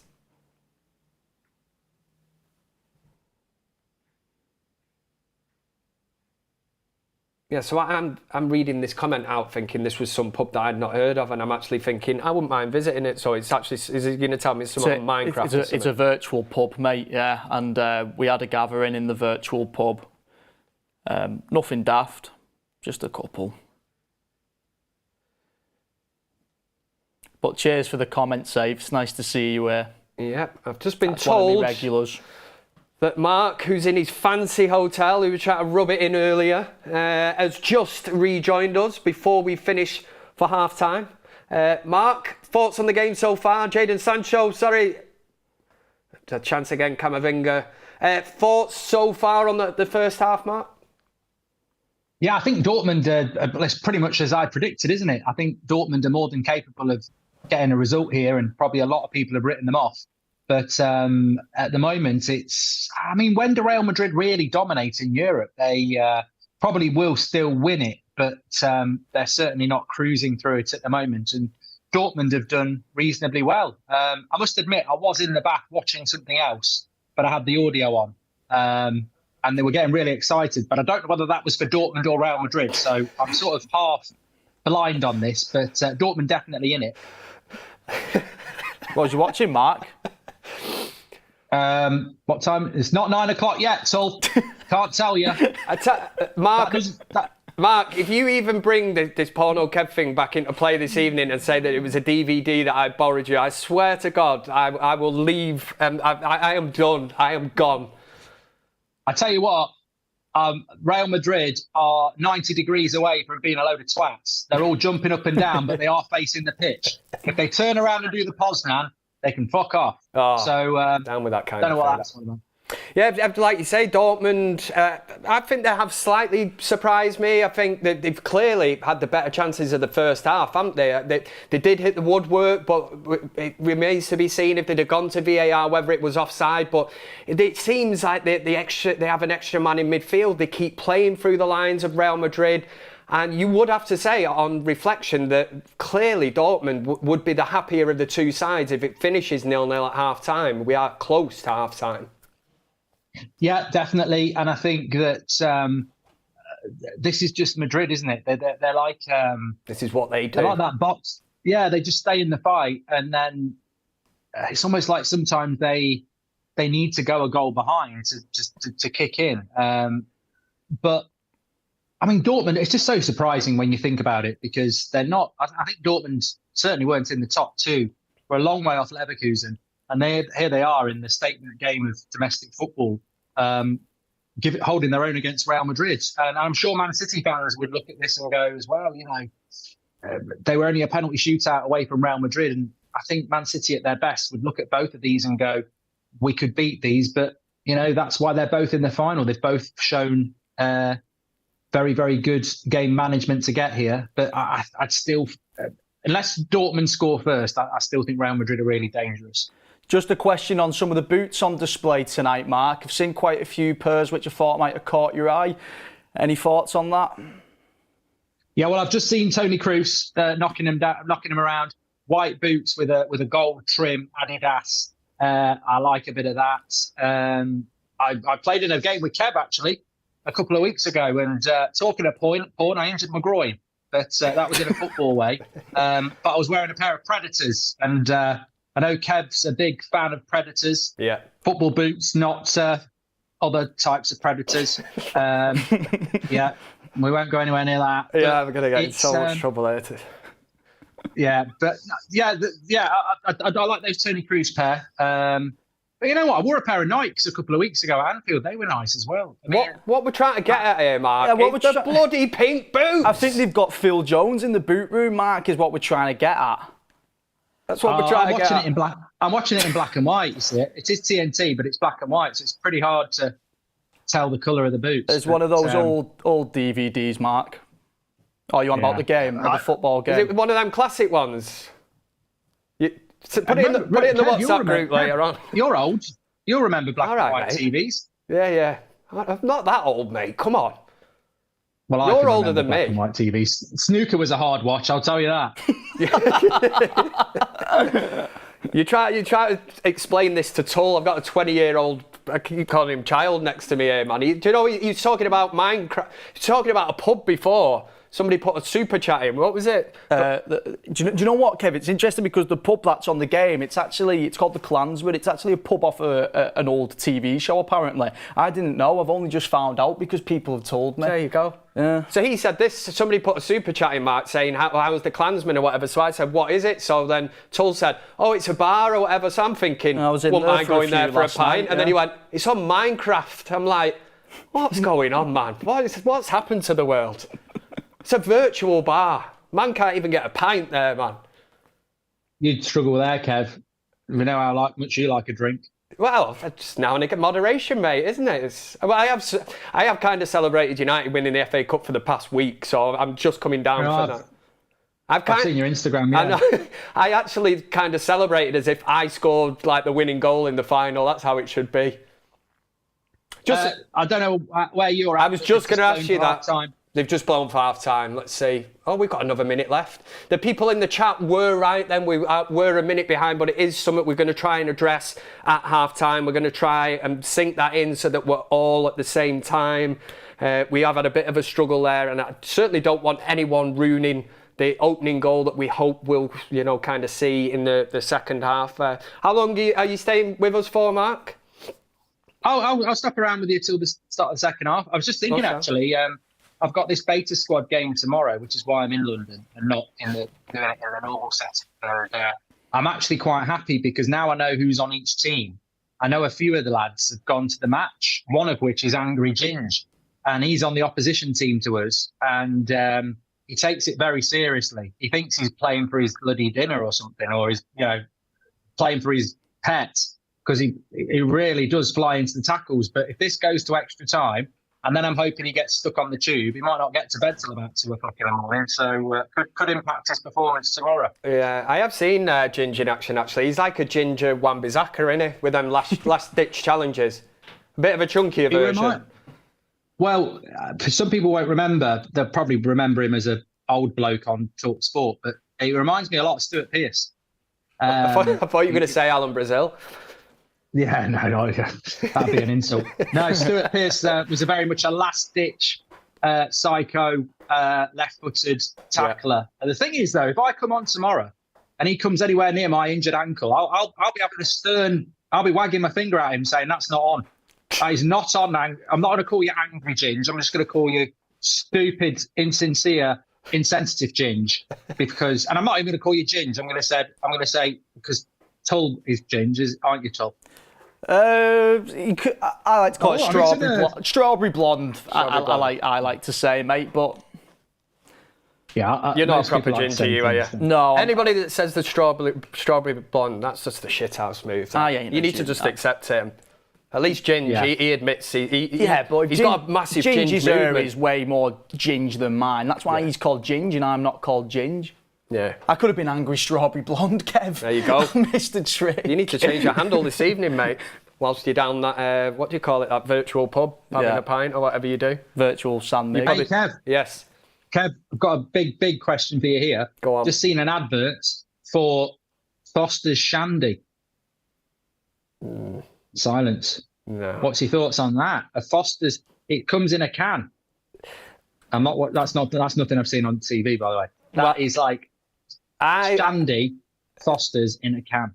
I refer to Foster's as fizzy piss anyway, so to even add Shandy and Foster's into the same kind of mix, I don't see how that one would work. Don't tell me you're drinking Foster's this evening as well. No. It's one of them. I'm in London, aren't I? So it's one of them bloody posh brewery, home. Well, everyone's doing it now. I was down in Cornwall the other day and I said, can I have a pint of lager, please? And they were like, yeah. Craft ales. What have you got? Yeah, it was their own. It was a bloody restaurant with their own draft ale. I was like, just give me a pint of Peroni. And they were like, no, we sell our own draft ale. I was like, I've just had 3 pints of Peroni now. It's going to be a different taste. Yeah, that's the new setup. It's certainly not old school anymore, because you do go in at them bars, don't you? And like you say, you just want a pint of lager or whatever it is, Guinness, and then they'll just be like, oh, we've got all these craft ales, and you go, oh, for God's sake, and then they'll be like, we've got a pint of witch's tit, or whatever it is, some stupid, hideous name where you have to go, or granny's tit or whatever, and you go, I'll have a pint of granny's tit, please, and then everybody laughs around the bar, and you just think, no, this ain't for me, there's all these silly pop-up bars, and, peanuts, I like peanuts, actually, but, all these little kind of, come on, Tull, give me something to work with here, man. Tull's lost, because he goes to virtual bars. Yeah, no peanuts in my bar, unfortunately. There was a local ale at a pub I went to in York a few years ago called Santa's Sack. Exactly. They bring out, because they do bring out, like, special Christmas ones, don't they? A seasonal drink, isn't it? Yeah. Normally it's called, like, reindeers. I don't know. Reindeers. Don't hold back. Tell us exactly what you're going to say. I can't think what it was. Reindeer. I don't know. Reindeers rocket fuel or something. But this one was called Santa's Sack. I mean, can you imagine that? I'll have a pint of Santa's Sack, please. Put you right off. And then unless you're into that sort of thing. And then my mate used to wait up every Christmas Eve waiting to have a taste of Santa's Sack. He had a right fetish for it. I was just going to say that. So. He never delivered. Never delivered. He says it's not real. And when you've drank that, you can say that you've just emptied Santa's sack. I used to say to him, if Santa does come, literally, and you have a taste of his sack, go straight to the police because it ain't Santa, because it don't bloody exist. So God knows whose sack you've just had a taste of, because it won't be bloody Santa. I tell you what, if you've just tuned in, for 1 minute you've not entered the wrong kind of conversation or room. That's football. It's the Champions League final. It's Dortmund, Real Madrid half-time. It is 0-0. Let me just see, because I think there was a few super chats here, but somebody, Asher, said you guys are a minute behind. That is something that we just tried to address during half-time, so hopefully that will be sorted for the second half. Ancelotti to United next year if Ten Hag fails, says Jims. Well, it's just never going to happen, is it? It's not happening, is it? Marcy Moo says, do you think Goldbridge has manscaped in the bath? Well, we have the man with us still here. He can confirm or deny these allegations or this question. Well, I am maybe going to be on the pitch tomorrow, so not just there, my legs as well, because they could be coming out, and you need them to be freshly shaved as well. So just my whole body's like Ten Hag at the moment. Bald. Sack. Yeah. It's all Bald gone. sack. Apart from my actual hair. Who said Ten Hag? Hey, what? I've just seen what Rio's wearing. He looks like a pint of cum as well. He looks like fucking Liverpool players from '96. That What is it with the pure 96.5 size, isn't it? Yeah. He must have done that taking the piss, surely. Wow. No Man United player would ever wear a suit like what Rio's wearing. But he is an ex-Man United player. But yeah, it's a white suit. What's going on, Tull? You're the youngest of us. I'd say he's lost a Don't bet. tell me white suits, white trousers seem to be in this summer. They're not in my wardrobe, I tell you that. Not for me, Mark. I just like to go with the classic navy blue. Just a classic navy blue with a bright blue tie, but no affiliation to Man City, of course. I'll tell you what, you'll see a proper suit tomorrow. In fact, I was going to say, what have you got lined up? Yeah, well, I always go. I think I wore grey last time. Oh no, I wore trousers and a black suit last time. I went for a bit of a European theme, but right. I'm back in the full suit tomorrow. What stadium is it at? Crystal Palace. So the plan is to have my suit on, rip it off like Superman, run on in a kit, hear somebody on the sideline start slagging me off, and then kung fu kick them and get locked up. And following the road to Cantona. So yeah, that's what I'm sort of looking to do tomorrow. So if anyone gets lippy, you might get my boot in your lip. Have you got a Cantona mask? You've got to bring, or would they not allow you? I know the United fans. I think that every time we play Crystal Palace, they always try bringing them in, and I'm sure they get them taken off them. You must have a Cantona mask you can bring with you. Well, I'll give it. You're gonna have to find the exact point, aren't you, where he jumped in? You will do that. I know you will. I did have a few T-shirt messages if I scored a goal to lift up, but being as it's for charity and it's not my event, and there might be, someone might score a goal and lift the shirt up and like have a really deep message about, war or, somebody that's really seriously ill. And I thought, I can't lift it up and say, subscribe to the United Stand, or that's football, can I? So, You'd never be that shameless, Mark. You would never be that shameless, would you? No. You're past that now. Yeah, 20% off Manscaped to get legs like this. Everyone else is trying to raise money for charity, and I'm there, trying to get the super chats. Anyway, I'll tell you what, the lads are doing fantastic, really, really good. I mean, there's a lot of people do watch-alongs, and they're holding their own very, very good. I'm very excited about the Euros, actually. Hopefully get you lads on for some of those. Every single game on That's Football. We were discussing this, funnily enough, weren't we, before we went live? Tor was asking that same question. Obviously, I have done, was it the Euros previously? Or was it the World Cup? World Cup, sorry.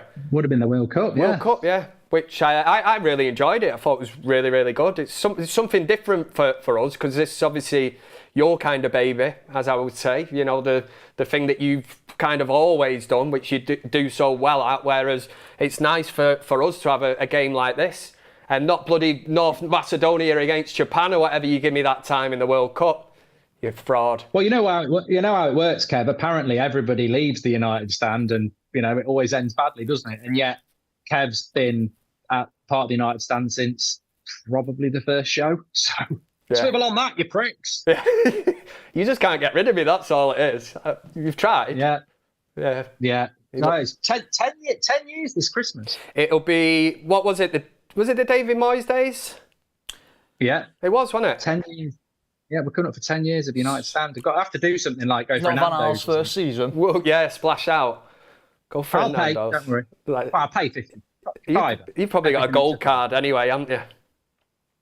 Nando's. Well, yeah, I've got a TV with audio in the bathroom. What's that all about? Exactly. I've not paid for this though. That's the beta squad. Oh yeah.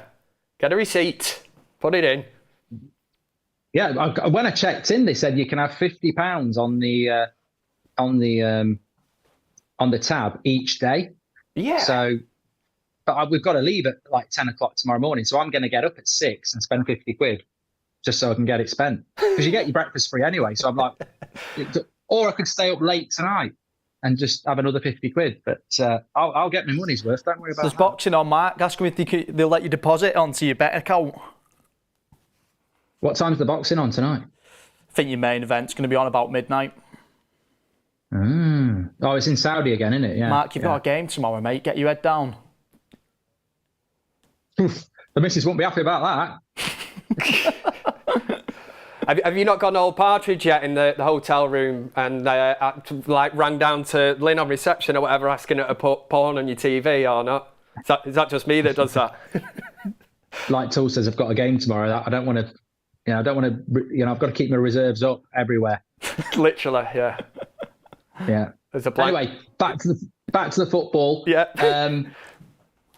You could be in for a long night. It could be heading to extra time, this, lads. Well, we did discuss the possibility of this before it told, didn't we? And we said extra time, penalties, knowing our luck. But no, we will obviously stay here on That's Football and keep it going anyway. But I think it will be an interesting second half, especially Dortmund. I would say they've taken me by surprise slightly. Yeah, I know you called it before. A bit more from Real now. Like Mark said, Real have a knack of, they don't necessarily dominate the game in Europe, but then the one that comes to mind is the Liverpool final a couple of years ago, where Liverpool were by far better team, and then Real just find the goal near the end of the game. So, I just think Europe's quite equal, not from a political way or the EU or the Euro. I mean, like literally, apart from, the Premier League's fucked up this year. I mean, one thing that probably people haven't spoken about is the Premier League has messed up big. I mean, I think the Premier League's messed up loads this year in relation to added time. You just wonder how many teams would have done better in Europe if we weren't adding on half an hour to every bloody game since August. But I look at the quality of the Premier League, Arsenal and Man City specifically, and I think both those teams could be contesting this final, and they're not. And I think outside the Premier League, Dortmund have shown that Dortmund aren't the best team in the Bundesliga, and yet here they are, 45 minutes away from winning the Champions League. Real Madrid could win it as well. It was close between Bayern Munich and Real Madrid. It was relatively close between PSG and Dortmund. I just think that Europe's just quite close. And I think the Premier League dropped the ball this year. I don't know why. I think the Premier League is still the strongest, but yeah, I still think if you put Man City in this final, they'd be massive favourites. I think that as well. I think that's a great point. I think if they've, even if you're a City fan watching this evening, to go out on penalties to this Real Madrid team, like you say, I think if they were in this evening, they give them a total different game altogether. I know it's only 45 minutes of football, but I do look at Madrid and I've not really been that impressed with them. I've been more impressed with the way that Dortmund have sat in. They've been resolute. They've attacked, they've had a chance to come off the woodwork. They've asked the questions, if they can get another opportunity from a corner or something along them lines, and they're the ones that are knocking at the door. But before half time, we were saying, me and Tull, that you could see that Ancelotti, he threw them mints into his mouth like Fergie back in the day where he put his Wrigley's chewing gum in, and you could tell he wanted to get his team back in that changing room. So for me now, it's how that team responds to whatever like Ancelotti has said to him, or, to them players at half time. Yeah, and I think this Real Madrid team, and they will respond to that. A couple of years ago, they're not really a team that dominates possession up to the state that an Arsenal or a Man City will, or even a Bayern Munich will. So I think they're really set up to be powerful on the break with the likes of Vinicius Junior and Rodrigo and Bellingham. And I think they need to get a grip on the game a little bit more, because Dortmund's style of football is so energetic and so progressive that Real Madrid are just struggling to get a foothold in the game at the moment. But it's about to kick off. Players back out on the pitch. Yes, you are correct. And we've still got a couple interesting players on the bench. We've got Modric on the bench for Real. We've got Royce on the bench for Dortmund. I could have a Modric huge old enough to be your dad, Tull.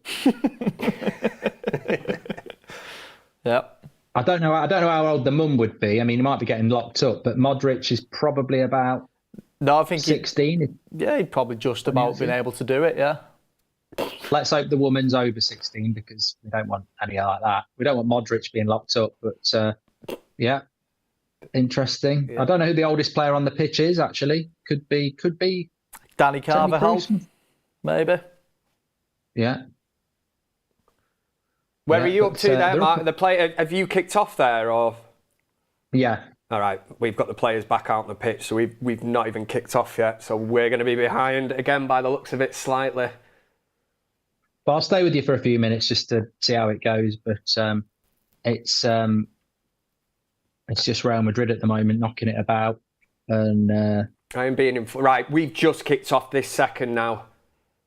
There you go. So you're not that far behind. You're only about 4 minutes. So we are on 45 minutes and 12 seconds, 13, 14, 15, 16 seconds. That's where we're up to. If you want to sink in on That's Football with us, I think we were about a minute behind in the first half, so that's a great improvement, even though Mark Goldbridge is telling us that we're 4 minutes behind, but we're not. But I'm sure you will let us know in the chat, as always. That's the problem with streaming services. I've said this to people before. Yeah. You know, Sky keep ringing me up and saying, do I want Sky Glass? And I said, Sky ass. I do not. because Sky ass. Because I know for a fact that satellite and cable is a lot, you don't get any delay. Whereas Amazon Prime and all that shit, I mean, I do actually like Amazon Prime if they're looking to do a deal, but the streaming is just, it can be delayed, and that's why I'll never go to streaming, really. Always a cable or a satellite. You're old school, aren't you, really? Yeah, but I've got to say I'm very impressed with this hotel having Sky Sports on it. You know, you're in a good hotel when you get, normally it's Dave and Film 4, isn't it? Yeah. It's UK Gold if you're lucky, but here I've got TNT, Sky, about 30 adult channels. So here we go. They must have known I was coming, literally.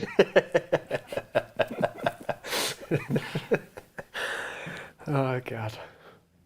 I know. I said to one of the beta squad, "Have you got them?" They went, "No, got nothing like that on mine." I was like, just you. Free kick here for Dortmund. It just took out. Hummels should have been booked by now. I've not even been watching it that much, and I've seen him do a couple of dirty tackles, but don't know who the ref is. Is it Trossard? We've got a corner here, so we are slightly behind. Do you say a free kick? Yeah. Oh God, we're going to be well behind this. They can sink in. They're not here for the. I always find they're not here for the commentary. They're here for the banter in the chat. Yes. Well, we have 47 minutes and 30 seconds, 31, 32, 33.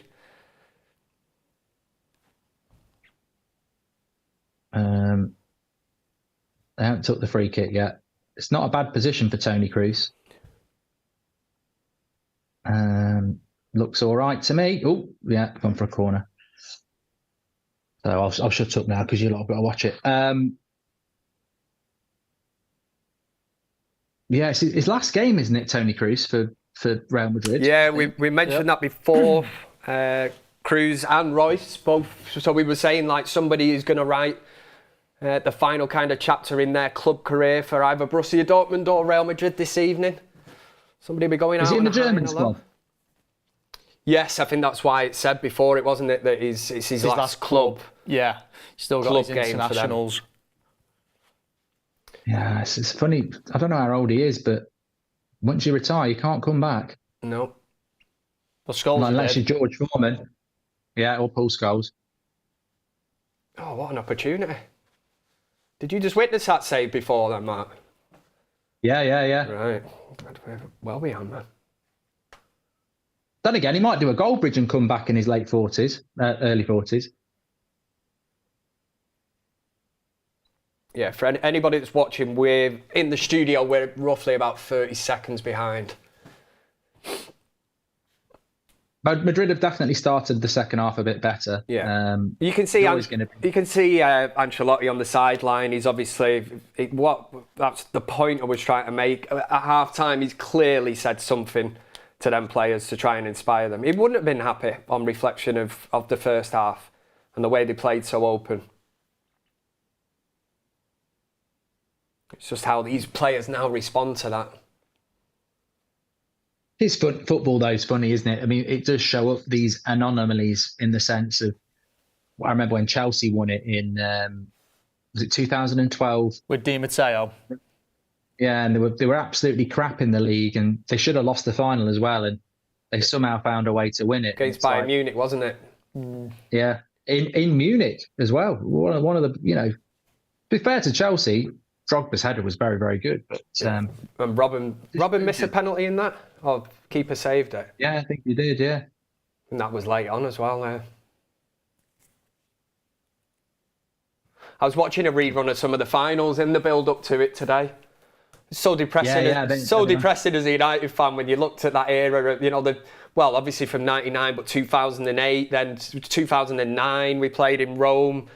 2011. Oh yeah, it was crazy, and it was just such a shame at that time, that moment in time, that we come up about arguably against one of the greatest teams that this world has ever seen, and that was Pep's Barcelona at that time. There's just nothing we could do about that. We set up tactically sound, but when you had Messi, David Villa, Iniesta, Xavi, Puyol, Piqué, it was just insane, that team. I think we could have won it in 2009, but we needed to score first, and obviously we didn't. But we had no chance at Wembley. I mean, Ronaldo had gone at that point, massive underdogs. Barcelona were obviously better then. But I think it's interesting about Sir Alex. He won 2 Champions Leagues, but he also lost 2 finals, didn't he? And how many semi-finals did we lose over the years as well? I mean, I think he said it himself, probably should have won at least 3. Oh, we should have easily. And when you think the club's only won 3 in its history in comparison to other teams. So many semi-finals that I can't even remember them all. I think Leverkusen, maybe Juventus, Monaco, didn't we lose to them in final or semi-final? Bloody Porto, they went on and won it. We should have fucking beat them as well. Don't fucking sliding down the touchline, wasn't he, Mourinho? Yeah.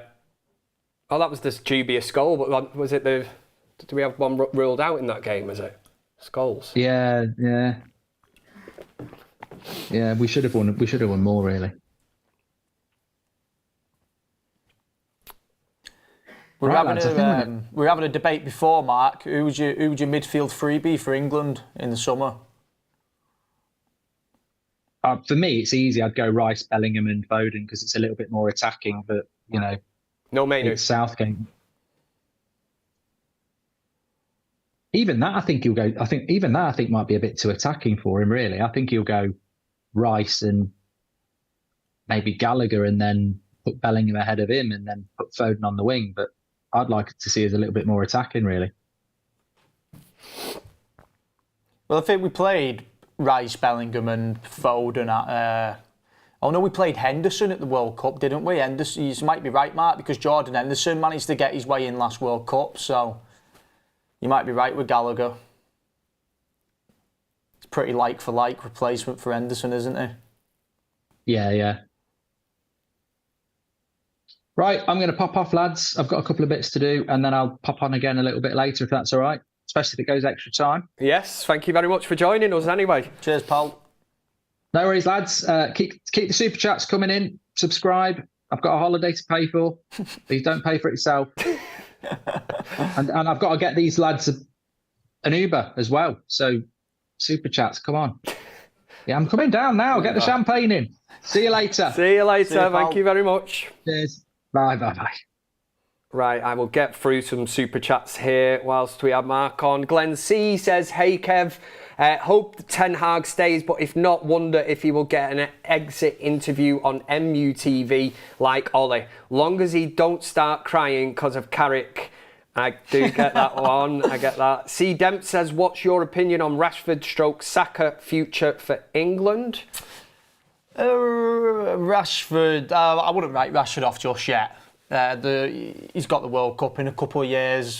Could definitely see him being in the World Cup squad. It's just interesting, is he going to do it at Manchester United? Or he had a very good game in that FA Cup final. Yeah, is he going to do it at Manchester United, or is he going to have people around? You've got to remember, he's from Manchester, isn't he? He's grown up supporting United, so you can only assume he wants to do it at United.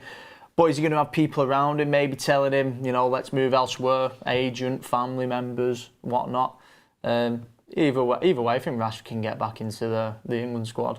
I think that's a possibility. Jacob in detail said that Ipswich, I can't really say that. Shall we say the team weren't that good, 7-2 up by now? Jordan Richardson says, virtual pub? Can't express my disappointment. That's the way this Champions League final's going so far anyway. But thank you very much for the super chats. Keep getting them in. I'll do my very best to, like I said earlier, multitask, watching a game of football, reading comments. This is what it's all about. I found what I'm good at finally. I'm not even that good at this.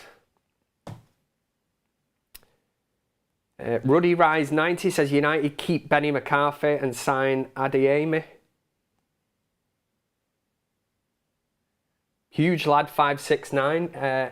Is the Klansman from Still Game? That's what somebody said, but I don't... Money D's. What does this even mean, man? It's a different language. See, I don't know what Still Game is. I think it was a show on BBC back in the day because I googled it. Oh, it's not another Minecraft thing, no? No, but the pub that I was in is from a TV show called Still Game. I don't have a clue what it is though, Kev. I googled it and I seen a couple of pictures and it is the same pub. I just didn't know what was going on. I just went for a couple, to be honest, Kev. And they didn't have Guinness, so I was on San Mig. What's that short for? San Miguel? Yeah. God, you kids today,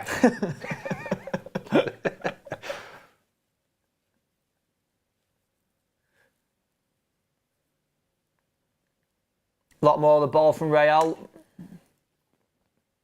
It is. You can see that they're trying to push up. Obviously, Ancelotti it's an instruction, but look at it. I'm not even talking about the yellow wall behind the goal. It's the yellow sea of shirts. Defending for the lives. It's just whether past the 60th minute kind of mark, tiring legs. Carvajal with a chance. Oh. Defender takes a bit of the sting out of it and the keeper has it safely in his hands. Alex Roach says player take of Dortmund for United. Player take of Dortmund for United. Does he mean... What player would you take? What player? Player to take off Dortmund for United. Oof. Do you know what? I know he's old, but Matt Hummels a quality player, isn't he? God, I remember being linked with him years ago. What age would he be now? He's well into his 30s now, but he went to he was at Dortmund originally, and then he went to Bayern, and then went back to Dortmund. Might have been back in like the Van Gaal days. It would have been around the Van Gaal days. In fact, I think it was the season Van Gaal came in that he went to Bayern. Right. So I think it was that season, that transfer window, 2014 summer.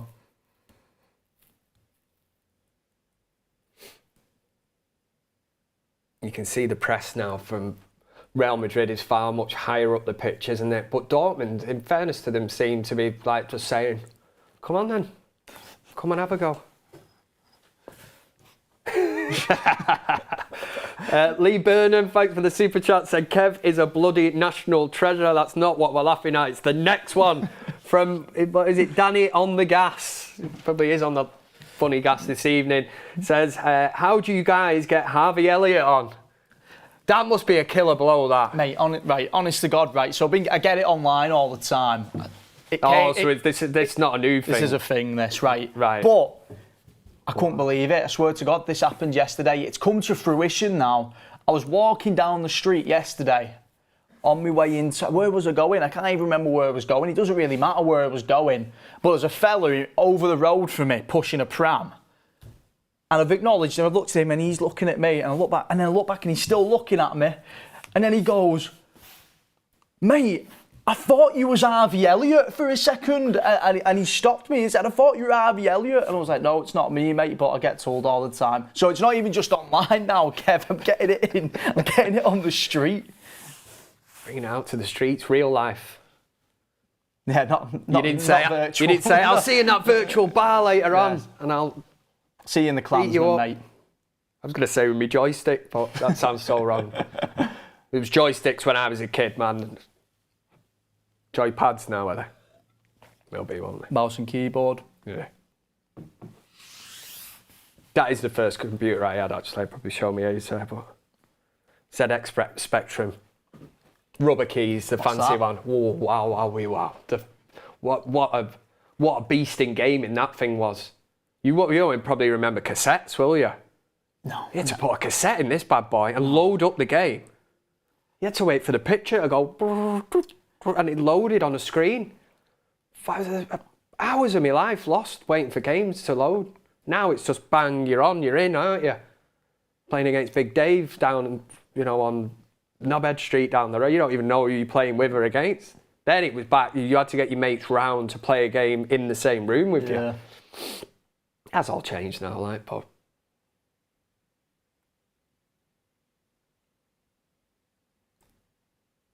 We're an hour in, Kev. Yeah, 60 minutes and 27 seconds, 28, 29. If you want to somehow sink it in with us, we will not allow you to spoil the opening goal or any kind of major incident of this game. I have ways and means of doing that, and I've done it. It's a great cross. That's Sancho from the left then, wasn't it? A cross.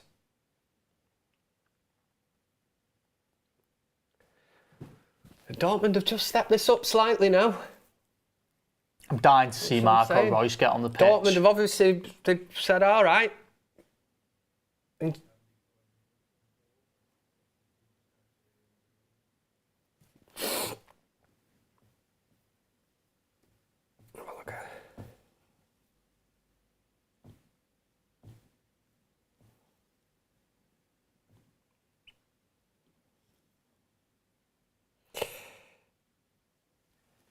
just on the poll that we actually set before the match, we were asking you who will win this game. Has it swayed? Has it changed your opinion in any way of this? The way the game has unfolded at this moment in time. But who wins? Dortmund 38%, Real Madrid 62%. It was around the 60% mark at the start, but the interesting thing about this is how many votes have actually been on this poll. It is pinned if you're in the live chat, so make sure you get interactive with the boys. Again, that's not in a dodgy way, but we're up nearly in a virtual way. Yeah, in a virtual way. Get down to that virtual pub of tolls. 70,000, I think we've just gone up to near 71,000 votes. Make sure you keep getting your votes in. Loads and loads of comments flying in. That's great. Let's go back to that one because I don't want any, like I say, goals or any kind of flashpoints. Adeyemi with a great ball into the box. What a save.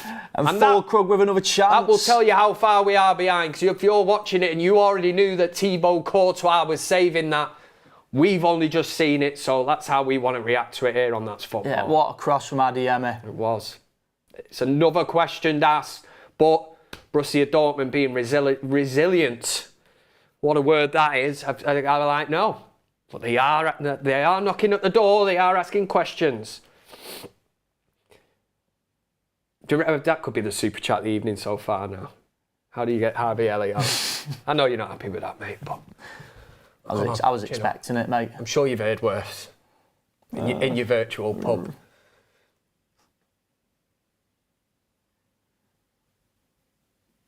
Yeah. It is like a heavyweight boxing sort of clash at this moment in time. Luis Pina, welcome to gold level. Here on That's Football. That must be like being really, really good. You can't get better than gold, can you? Platinum, maybe. Yeah, I suppose. Diamonds, yeah. All right. Still good though. Thank you, Luis Pina.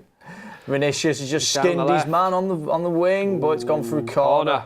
And you know what? Here's a chance. The longer the game goes on, you just kind of sense that Real are going to get the goal, don't you? We're going to see another 1-0, aren't we? Yeah. Doesn't it feel that way? We're just going to see another 1-0 Champions League final. The thing is, you're just thinking that final third that Real Madrid do have them players to hurt you.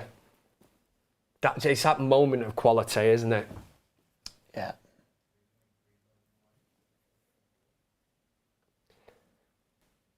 We've got 3,500 likes on the video. Yes, 3,500. Let's get to 4,000. Let's what do you call it? Crank up the heat in the kitchen. Let's get this party started. The more likes we get, the more chance that a goal is going to be scored in this game. I know it makes absolutely no sense, but there is some kind of psychology. Algorithms or something, that's what it is. The more likes, let's at least get to 4 grand. Tull has had to be subjected to being called Harvey Elliott. Crime. Yeah. I've had some abuse myself in there. I'm not immune from this. Oh, Rodrigo just skinned his man and it's another corner for Real Madrid. Let's at least get to 4,000. It's a Champions League final. What is it? There's over 12,000 watching, is there? Probably needs updating that, but it's great to have so much interaction. Let's get to 4K. That's the milestone. And then we'll just deal with things from there. That's what we'll do here. Opportunity for Real Madrid. Is this Jude Bellingham's moment? The heart's going. Corner taken. It's straight back out. It's like Kroos crosses again. Chance to get it right. Header. It's not good enough, mate. Have Real had a real clear-cut chance yet? Not one that you would say would be clear-cut, no. No, Dortmund had the one that hit the post earlier. Might have been the one offside, where he rounded the keeper as well and overrun it. That's why I'm saying these. We talk about being clinical. They were real opportunities. Oh.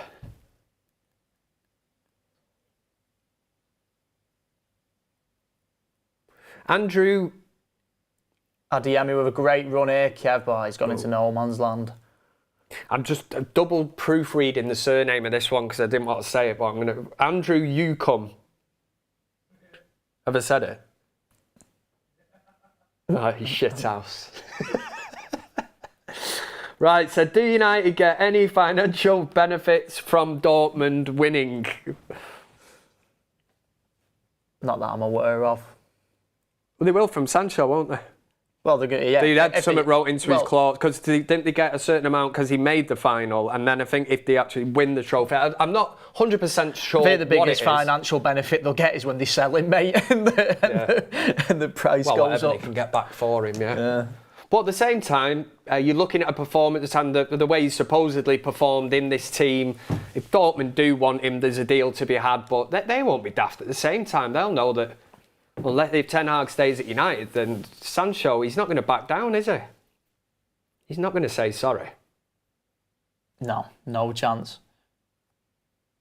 So the only way is if Ten Hag gets the bullet and they bring in a new manager and Sancho then decides, or the new manager says, I want to bring you back, then that's a different conversation. But I wouldn't have him back seriously. I'm not buying all this hype of a few games in the Champions League. Been quiet tonight, Kev.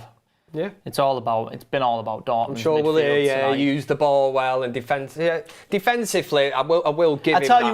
I'll tell you who's been impressive. Sabitzer. Sabitzer's been very impressive.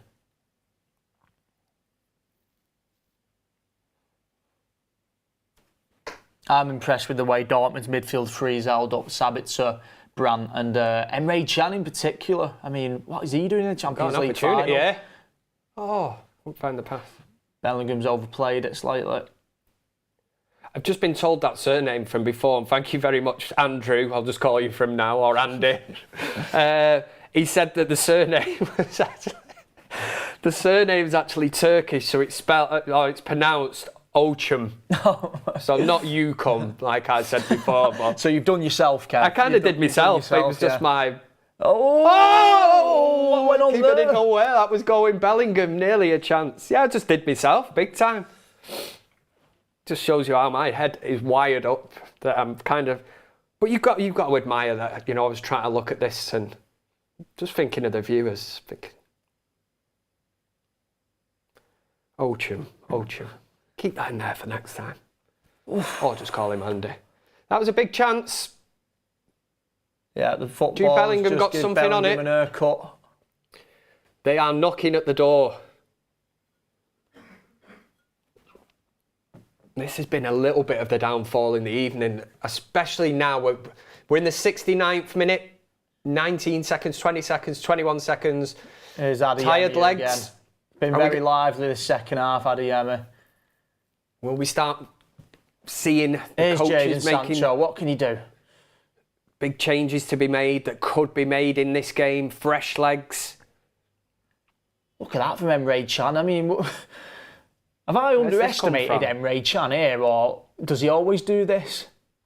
Well, I did say to you before, the way that Dortmund, they already have this style of play ingrained in them, so it's almost like these... Fantastic. They're all just little cogs in an engine that they all just perform. What's this?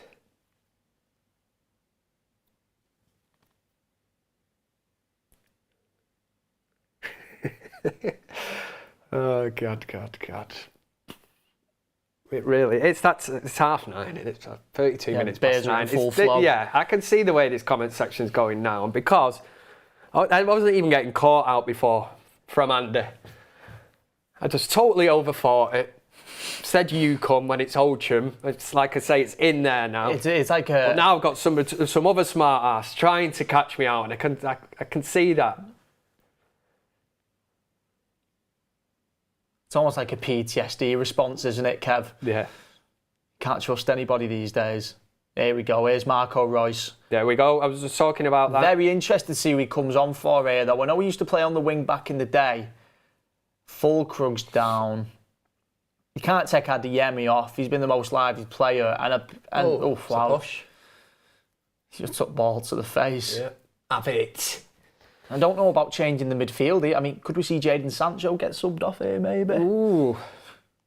They can't take Adeyemi off. He's been brilliant. He's very lively. Really throw his toys out the pram. And the midfield Is as well. Is it going to be Sancho?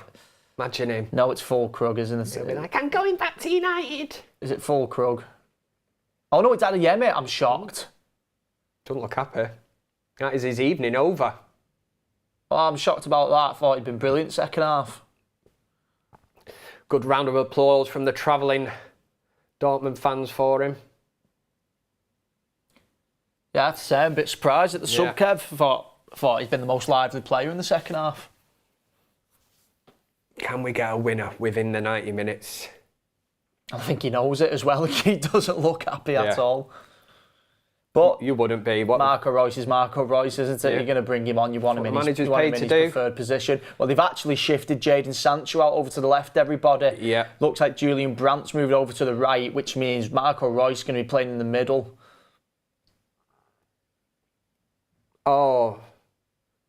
Another corner. Nice bit of skill from Vinny Jr. there. Let's get these super chats out the way quickly before the corner is taken.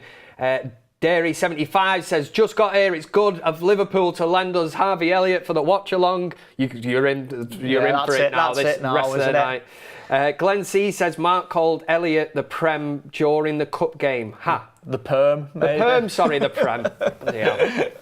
It's like I've been on the drink. Mark called Elliott the Perm during the FA Cup game.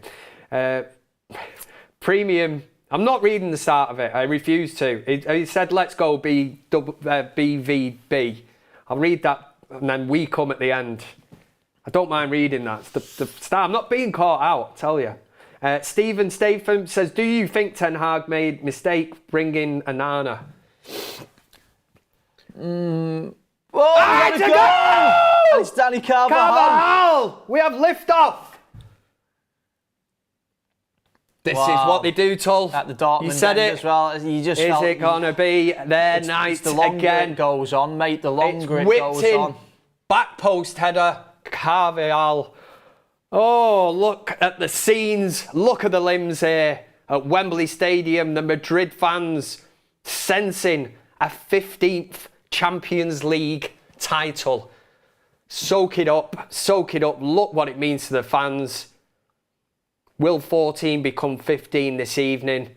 It's just simply what Real Madrid do, isn't it? It's ridiculous, mate, isn't it? I mean, front post header, totally across. Oh, I love that glancing header. Look at that. It's a great header, isn't it? I don't know who that was on the line. He's caught in two minds whether to actually save the ball. Look, trying taking his hand away.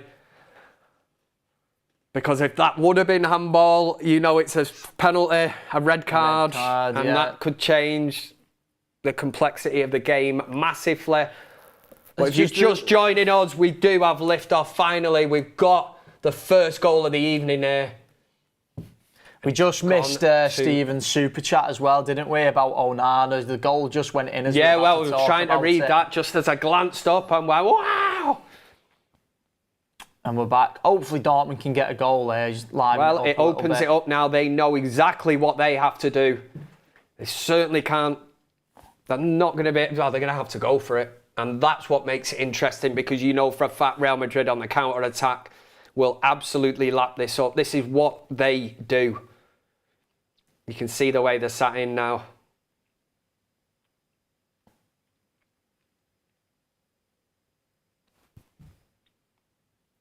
Do you think Ten Hag making a mistake? On the Onana transfer? A mistake, is it? No. Do you know what? Do you think it was too early? Would you give De Gea another season? Or? Well, to be honest with you, mate, Onana, I know Onana had a shocking start to the season. I recall when we signed David De Gea, he had a poor first season. He did, you're right. He had a poor first season, mate. It's not an unheard of thing to happen, that. One thing I think people should watch is the Onana's sit down on the overlap with Gary Neville, because he comes across really, really well. Like, he really does come across well. He comes across as a leader, Kev. And as much as I loved David De Gea and everything he did for the club, he wasn't by any means a leader, was he? I mean, we used to always talk about how he had issues commanding his box, never mind commanding a full 11. I think Onana's probably more fit for that. I think we've not seen the best of Onana. And there's even still some stats to say Onana's not been terrible. I mean, he's got the highest save percentage in the Premier League whilst facing the most shots. So it's, you know, I mean, there's some things like that. I know obviously we conceded a load of goals, but more of those is more an issue of the actual team rather than the goalkeeper. I don't think we've seen the best of him. I think you'll see in the next couple of years, hopefully, if they can make the team a bit more stable, I think you'll really see the heights of Andre Onana, what he can really do. There's another chance for Jude Bellingham here. Oh, he's what missed. A chance! Screws he's got it wide. To score that, Kev. Yeah, you would not expect that. Luis O'Donoghue in the normal chat, I just thought I'd venture in there and have a look, says he missed again. Scared. Lots of people saying, oh no. I think they're just... It's a block. Yeah, we've just seen it from the angle behind the goal. It's a very, very good block. Continue to get your super chats in. I've really enjoyed these this evening. They do make me giggle, some of them, but just be aware that I'm switched on. Switched on, Kev, this evening. I'm not falling for any of them tricks. Another Real Madrid corner in swinger by Toni Kroos. Here it comes. It's out to Brandt. This is where... recovered by Real Madrid straight away. Now it's Rodrigo. Bellingham's trying to move his way into the box as the game goes on. He wants his goal, doesn't he?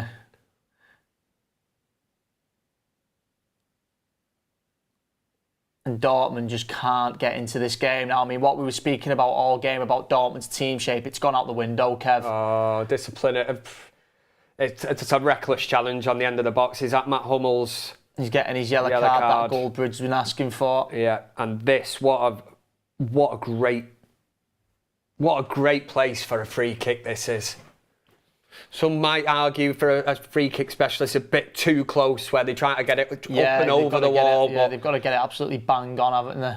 I mean, they've run this position a lot of the time the best. Oh, it looks like it's going to be... It looks for... Oh, no, it isn't. No, they're moving the ball forward. Sometimes you're best not going over the wall and going the keeper's side from this position.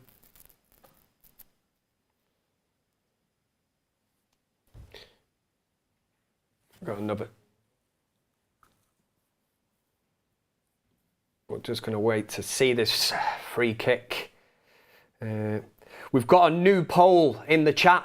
Make sure you get active with that. Will Dortmund equalise? Simple yes or a no. We had nearly, 80-odd thousand votes on the opening one. Make sure you get in there. There's already, the minute I've spoken, we're up to 1,500 votes. Will Dortmund equalise? I'm going to have a go on that and say no. Because it's a democracy we live in, Tull. The team shape's gone out the window. I can have my say. The team sheet we've banged on about. It's a free kick. And I'm also happy to tell you, mate, we've hit 4,000 likes. Didn't take long, that, did it? Love it. No, thank you, everybody. I mean, that to me tells me that the viewers out there on That's Football, I didn't know how they'd take to me. I'm sure you were the same. No, thinking first they're going to call me Harvey Elliott. Yeah. You know, what kind of abuse am I going to get? You know, you're not in your virtual pub anymore. You're out your comfort zone. No, you're having to I've got to do these watch-alongs now. My first ever watch-along, and you know, this is your debut, mate. Getting subjected to Harvey Elliott 8 crime on my debut. Exactly. That deserves Dexter 5,000 likes. Says hi, Kev. Hello. But yes, could we possibly get to 5,000? Would that be too much to ask? Come on, we've seen a goal this evening, folks. Another 1,000 before the end of play. Hopefully, you know, is there another goal in this to take it to extra time? Make sure you get in the poll. Nearly 3,000 votes on it. I can tell you already that 59% are going with no. Dortmund, they look done, mate, to be fair. Like I say, it's a democracy. Oh, Camavinga with an effort. We love to get your interaction here on That's Football. And thanks very much for making me and Tull feel very welcome. It's a good effort. The keeper had to make the save. I'm not sure if it was going in. It might have been hitting the bar and going over. You've got to make sure of those. I don't even know who that was. Keeper's done his job. Yeah.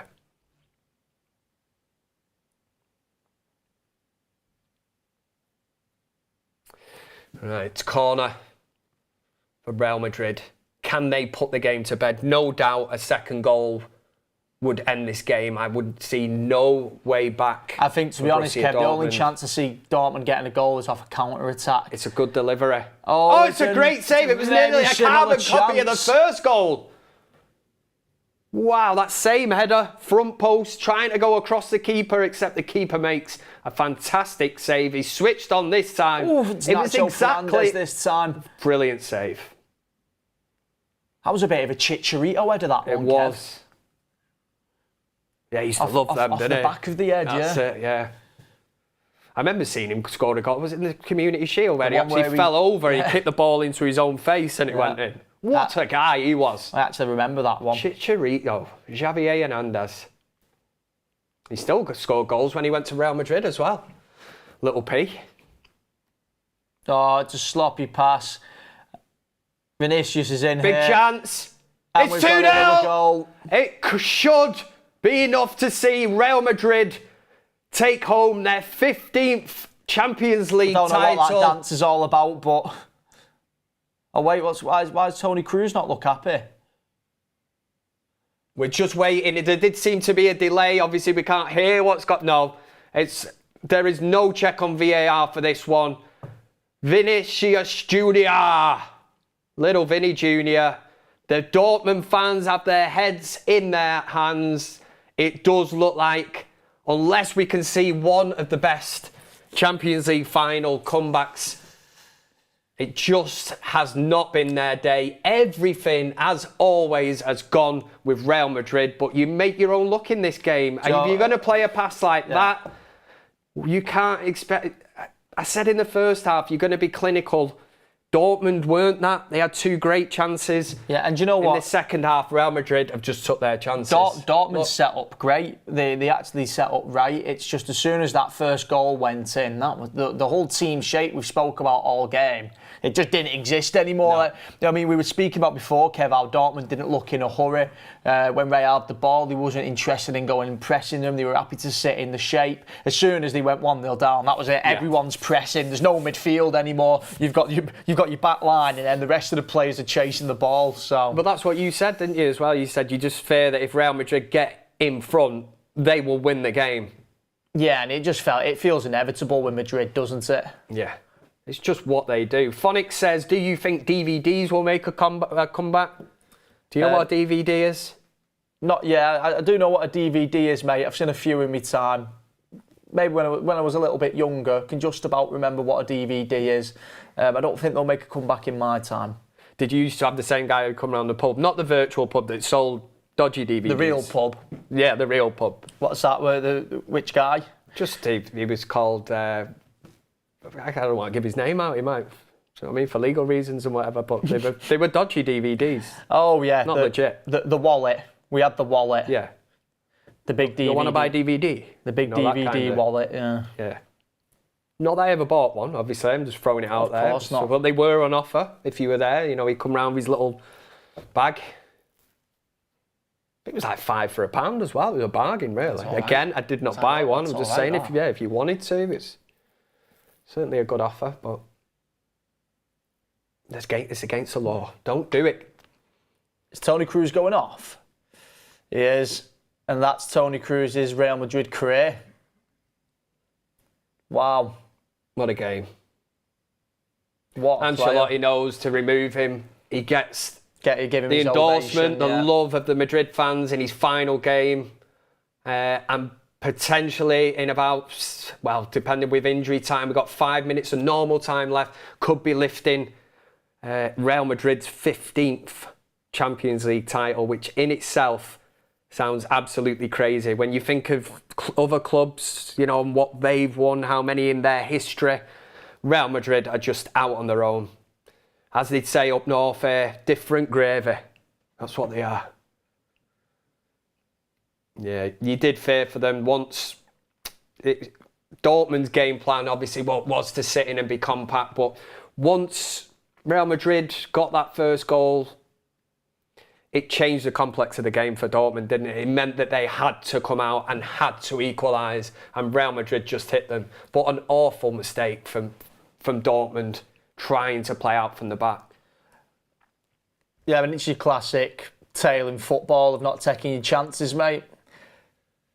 You know, you miss a big chance like that, and the first thing you think is, am I going to regret that?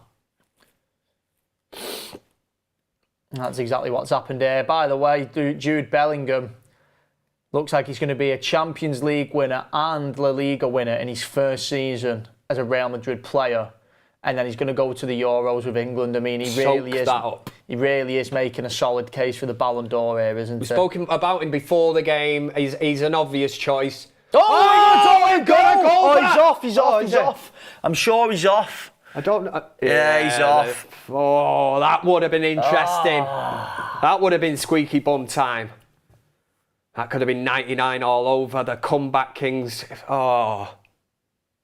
Let's have a little look at this. Just give it for the bants. Come on. He's off. Oh, I don't know. Carvajal, maybe. Maybe Carvajal. Well, they'll have to check it. Could Carvajal maybe? I think he probably is off, but it could be really tight, this. We've got 4.4k likes now. Love it. Come on, we need to get to 5k. In fact, the last time I asked for him, didn't I? I said that there will be a goal if we do that. So they're not actually... Could be... Imagine Dortmund score 2 here late on. It's just fine lines like that, even though it's offside, it could give him that little bit of momentum. Sancho's off. Looks like a young lad's come on. No Champions League for Jadon. Oh, Carvalho will take his mandatory yellow card that he gets every game. Oh, he's actually not. He's actually somehow not been given the yellow card. Just managed to run away.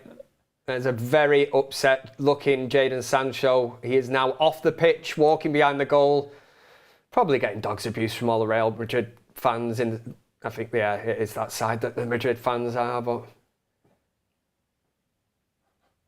he's been very vocal, hasn't he? Jadon Sancho. That's where he wants to be, and in the lead up to the Champions League. But Ronaldo number 9 or Ronaldo number 7? Who's better? Stephen Statham in again with a super chat. Thank you very much. It's probably for you, Kev. Come on, man. You can't. Well, probably you're hearing this. Yeah, Duncan Edwards and George Best and all that. I'll let Kev get this one. He's back from that time. I didn't have the privilege of watching. For me, it was Ronaldo. Ronaldo. Well, the best days I've seen of Cristiano Ronaldo in a United shirt was the number 7 days. Absolutely quality. Insane. Absolutely insane. I was absolutely devastated when we lost him to Madrid. To this lot. 80 million now. Considering what he did, what is he? Real Madrid's all-time top goal scorer, to achieve what he did in that time at Madrid. And you knew he was always going to step up a level when he left United. It did, even though it was Real Madrid, he just went on, and the levels. And he's still playing now. And I know the level that he's at, some people say, oh, it's not great or whatever, but he's still scoring goals. At 67 years old, whatever he is, do you know what I mean? Bloke's got bus pass and everything, gets his bus pass out to go to the matches. He gets a Bugatti Veyron, obviously. His deal over at Saudi's only a short deal. I think it's 2 years. It'd be interesting to see if he comes back to Europe after it. Well, there was talk the other day. Who was it? Was it Leverkusen? I'm sure it was Xavi Alonso, yeah, and I thought, what a fit that would be. Now that'd be interesting. It was some kind of speculation, but... Dortmund have sent it long. It's the only way they can go now, really. They're going to have to try and get men surrounded. Madrid get the free kick. Madrid are now doing what Real Madrid do. They know they're nearly there, and they will just eat up every single second that they can. Premium says, if Dortmund score 2, surely we all come. Just for God's sake, man. Yeah. Maybe if they score 3, mate. Yeah. We'll save it for the third goal. Yeah. Well, no, even 2, I think. But thank you for the super chat. Mate, we're at 4.7. It moved very swiftly, that. If you're just watching the video now and you're thinking, do you know what? These lads have been sound. They've navigated through this Champions League final, and that's football. Never seen them on here before. Get us to 5k. Otherwise, we're getting sacked. And nobody wants blood on their hands, do they? No, nobody wants to get. We ain't going anywhere till 5k. I don't want to get sacked. Yeah, it's 5 minutes of added time. We're in 1 minute 20 of that. This is just going through the motions now for Real Madrid. You can see the players that are still focused, but there's almost a smile and inevitability. Is that how you say it? Inevitability. That's the bad boy I was looking for. Yeah, one of them about Madrid now. If Dortmund scored 2, read that one. Rogda said, Vinny is the best player in the world. Let's all put that in the poll and have a mass debate. Let me go back to that other one, actually, and see where we're at with that one. We did have a poll in the chat if you want to get involved in it. Just so much going on in this chat.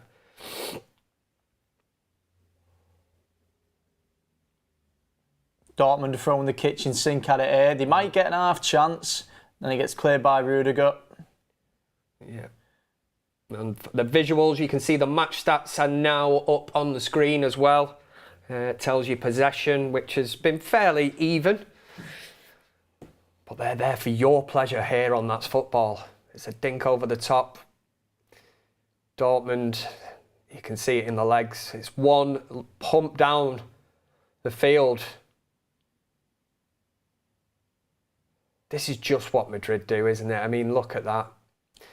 10 seconds will be up at 3 minutes, and Borussia Dortmund will have literally 2 minutes of extra time to try and score 2 goals. Otherwise, Real Madrid will win yet another Premier League? Champions League. Vinicius Jr., is he coming off? Or is he just... Yeah. Thought he was just saluting the crowd, just saying, yeah, we've done it again. We've done it again. Dr. Skinner says, Kev, love you, mate. I'm glad you're on the show. Keep up the good work. Thank you very much. Yep, stats are back on the screen. 4.9. Come on, get us to 5k. You showery shithouses. We're at 5k. Look at that. The power of Kev and Tull. Good work, son. Shine. Keeping our job tonight, Paul. Yes, I knew that. We won't be greedy now. We'll be happy with that. Loads of interaction as well. Loads of super chats. What a night. And we don't have to stay for another couple of hours. We don't have to endure extra time and penalties and... Oh...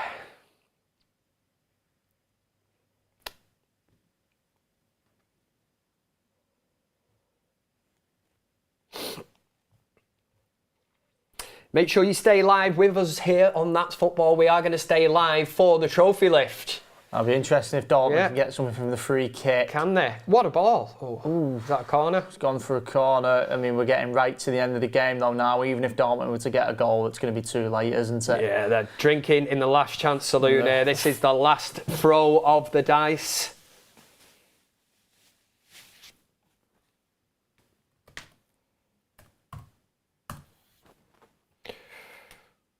One last chance. Would this make it interesting? Keeper comes out. He's done what Courtois, hasn't it? Shit, he went down then, and then he'd seen the ball was still in place. So he soon got back to his feet. There he is. And he's out now. Now he'll drop to his feet, and we're probably thinking that that is enough.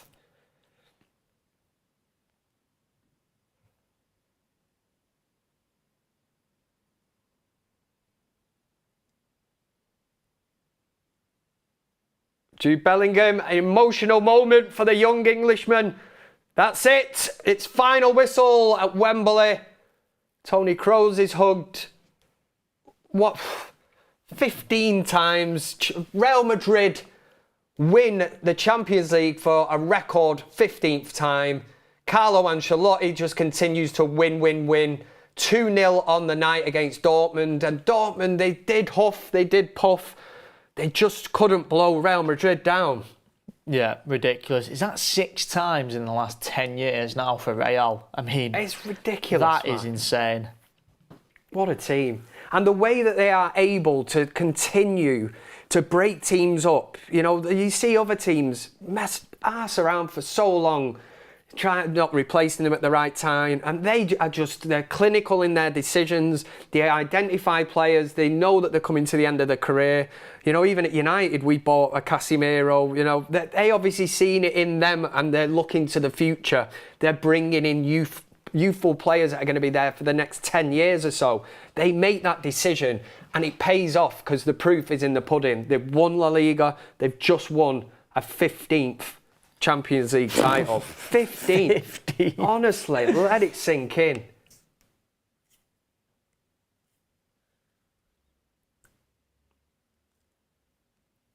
It's unbelievable. It really is. I mean, the scenes here, you've got Ancelotti. I hope that's his wife. If not, he's going to be in big trouble. He was basically kissing somebody on the lips, a woman. It's got to be his wife, surely. It won't be that. He's done all right if that's his wife, mate. Yeah. Yeah, the celebrations are just getting started. We are going to stay live for the trophy lift, so obviously if you want to get any of your super chats in before we head off, then feel free to do it. Yeah, London is white tonight, and definitely not for Spurs. It's for Real Madrid.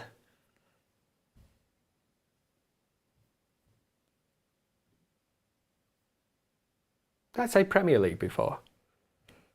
See what the live chat says. Somebody having me over. They say Premier League champions or Champions League.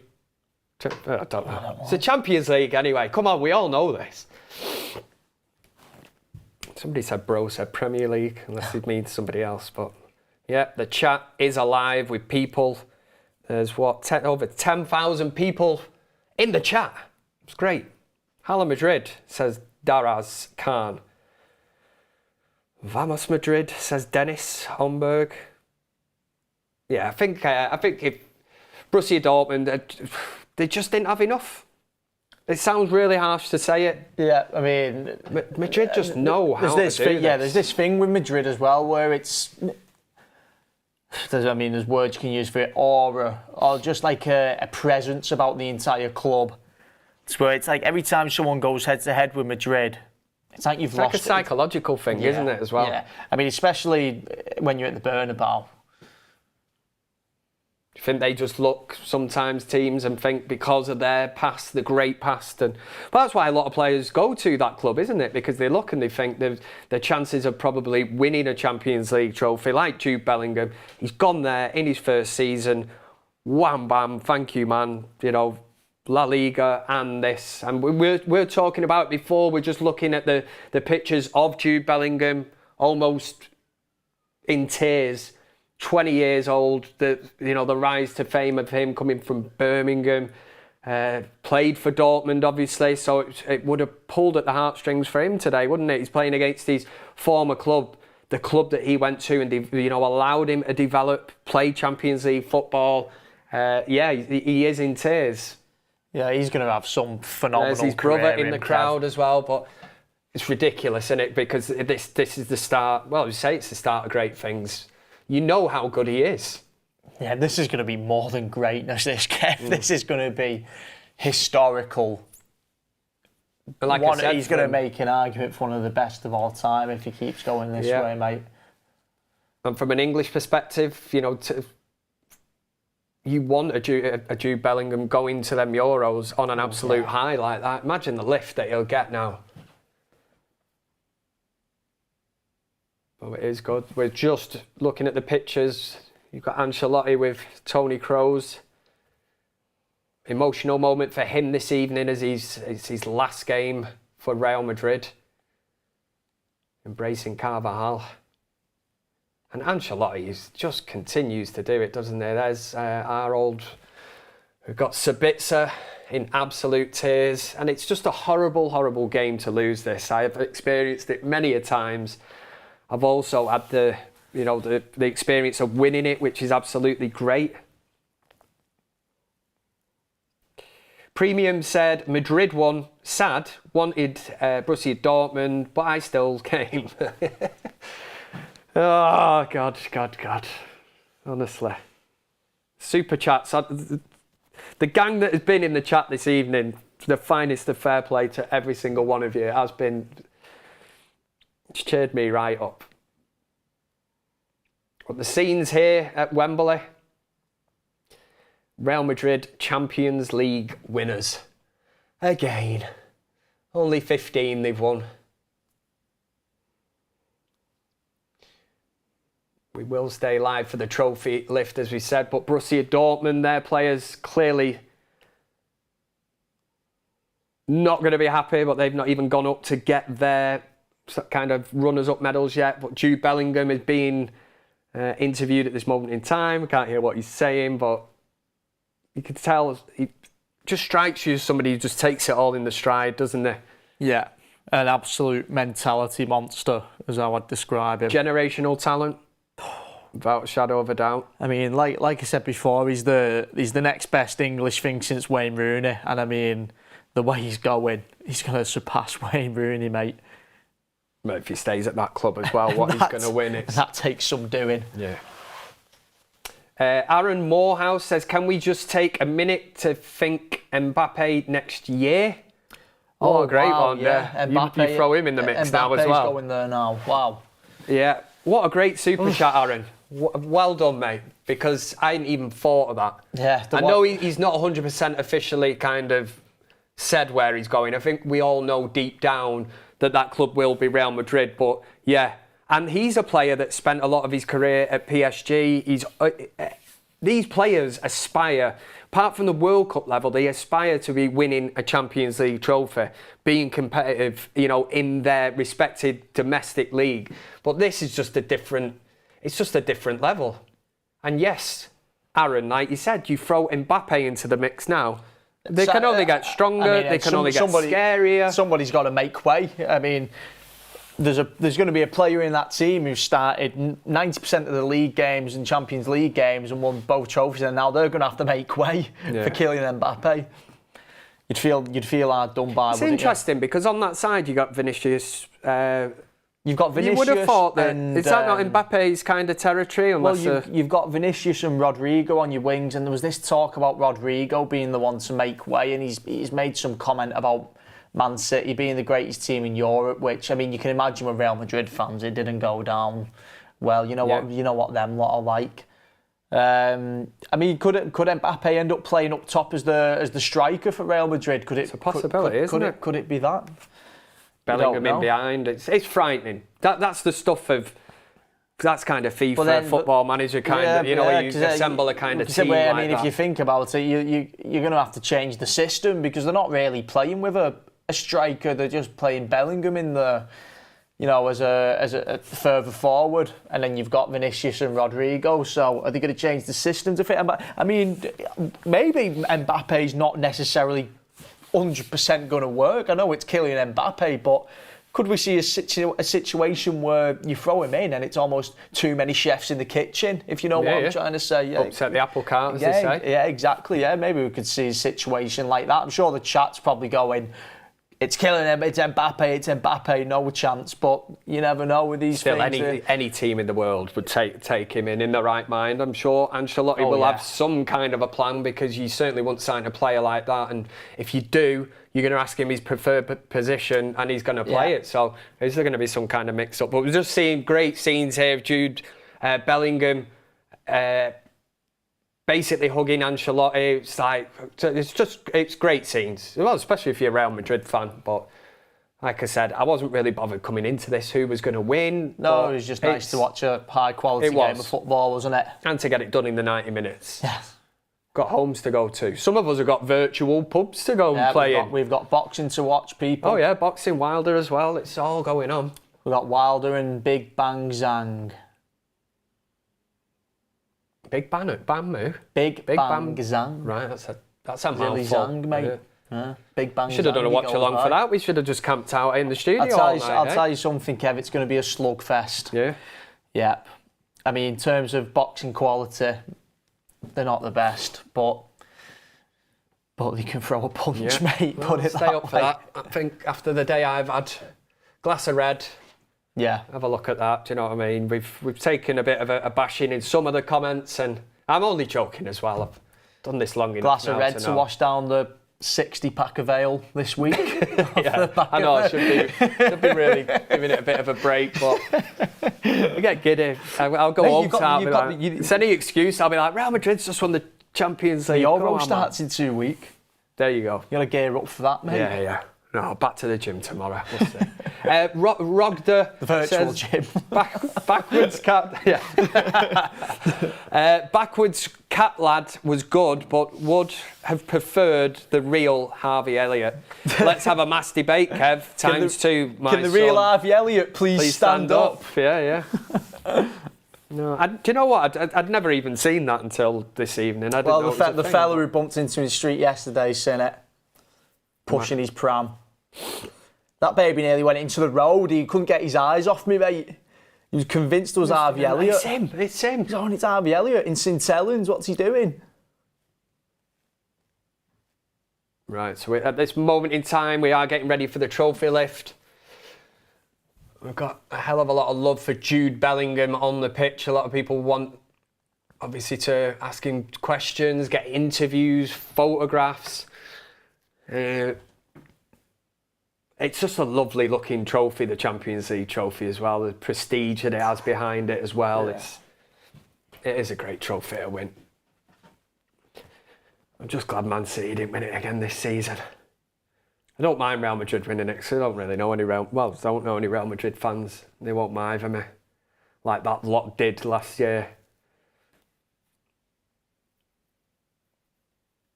Yeah, we're just getting ready for the trophy lift, but they have to assemble the stage. Yeah. Over in England, it's all eyes on Jude Bellingham. I mean, you can't get away from the interviewers tonight Everybody wants a piece of him. I mean, he must be the hottest man in England right now. Well, I don't mean it like that, but at least I'm not saying he's a bad-looking lad, actually, but in terms of... Just let it out, Tom. In terms, I'll stick with that. Hottest man in England right now. Everybody wants a piece of him. Hottest man football talent, or like FHM's hottest man? I was thinking, those pants are shocking. Mark was right. What's going on? What are those pants that Dan's wearing? I mean, they've worked. I mean, I don't know if he's a superstitious bloke. Maybe white pants for the... is that what you were saying Real earlier? Madrid. Oh, mate, take a look at these pants. These are shocking. Who's put him in those? Oh, shit! Zizou, don't do that to me. I suppose he can get away with it. That cannot be... I can't see that, man. That'll be my last... Yeah.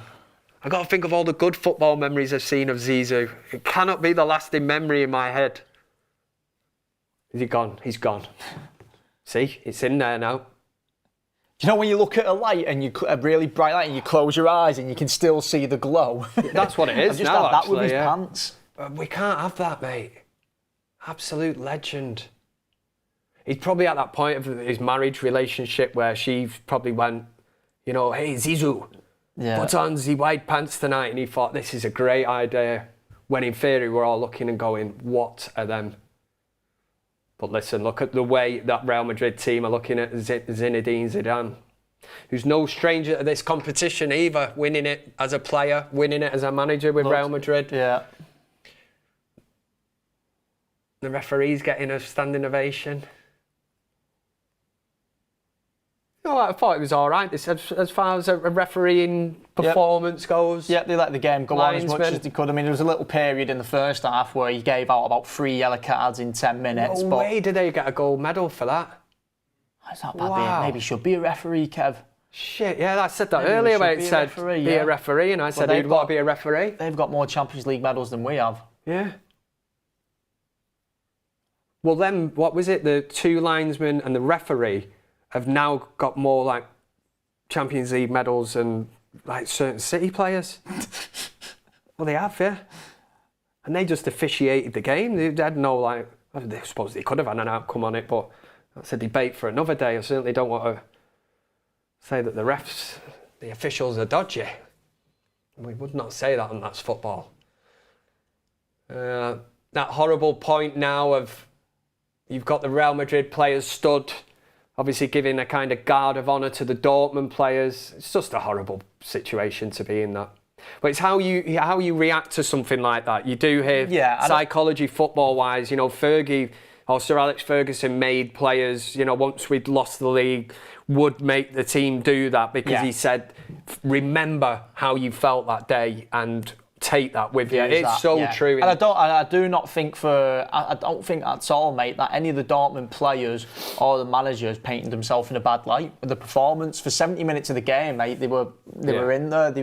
It was just as soon as you're playing on the biggest stage in the world, as soon as a goal goes against you, I mean, you're already 70 minutes into the game. You're knackered. Yeah, they did. The team, that was it then. As soon as that goal went in and the team shape just completely went out the window, I bet Ricky was seething. He was absolutely seething, no discipline. He'd have been, clapping and shouting team shape at the window. Yeah. But it does. Goals do change games, like you say, and that was up to Dortmund then. How do they approach this game? They're 1-0 down. But Ricky's right about the team shape, because if you go on paper, look at Real Madrid's midfielders and look at the quality of each individual midfielder, Toni Kroos, Camavinga, Jude Bellingham. But then you look at the midfielder, Borussia Dortmund, there's a clear gap in quality, but Dortmund with a team, especially in the first half, with the team shape, and they looked better. They looked like the more stable midfield, and the difference was team shape. It was the team shape, Ricky. Aaron Morehouse, thank you for the super chat, says, what if United sell Bruno to Madrid? No, Bruno. I know there's been a few rumours this week that not a chance. That United are all. Was it his agent has been sort of scouting Europe, talking to top clubs, but not a chance. Would Madrid want Bruno? With no disrespect to Bruno Fernandes, I'm just trying. Well, where does everyone fit in here? If an Mbappe's coming in, start against that Galacticos thing again. Surely from Bellingham ago, sits in that role. So where do you put Bruno? There's no room for him on the left. There's no room on. You can't do that with Bruno Fernandes. He wants to play in his preferred position. But we are going to see out the trophy lift.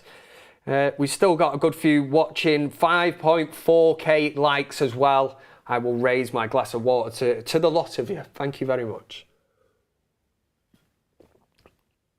But if you didn't already know, well, you can see it on the screen, man. Real Madrid, Dortmund 0, Real Madrid 2. Real Madrid, Champions League winners. Again, in massive capitals. And again, and again, and again, and again. Keep going on. Do that 15 times. It works, doesn't it? Probably won't be long till we're sat here going 20 times, Kev, Real Madrid, 20 times Champions League winners. That's crazy. Probably in the next decade. 20 times Real Madrid. That could be a tune, isn't it? It's definitely possible, mate. Playing football the Ancelotti way. There you go. Or the Carlo way. Playing football the Carlo way. Yep, we're not far off that. If they continue the way they have over this period of dominance, especially in the Champions League, it's ridiculous, but you do have to take your hat off to it sometimes and say that the way this team has dug in, even in this campaign, you think of the other year when they won it, ridiculous results of when they just never knew when they were beaten, against Manchester City as well, wasn't it? You know, and when they somehow looked like they were done, looked like they were dead and buried, and then they somehow managed to bring it back. At the Etihad as well. Crazy, unbelievable.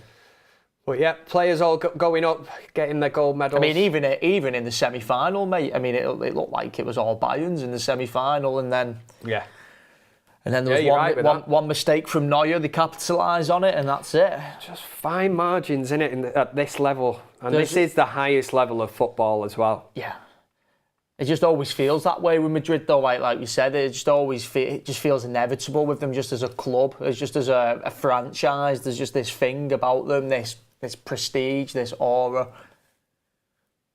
Inevitable is definitely the word, isn't it? Yeah.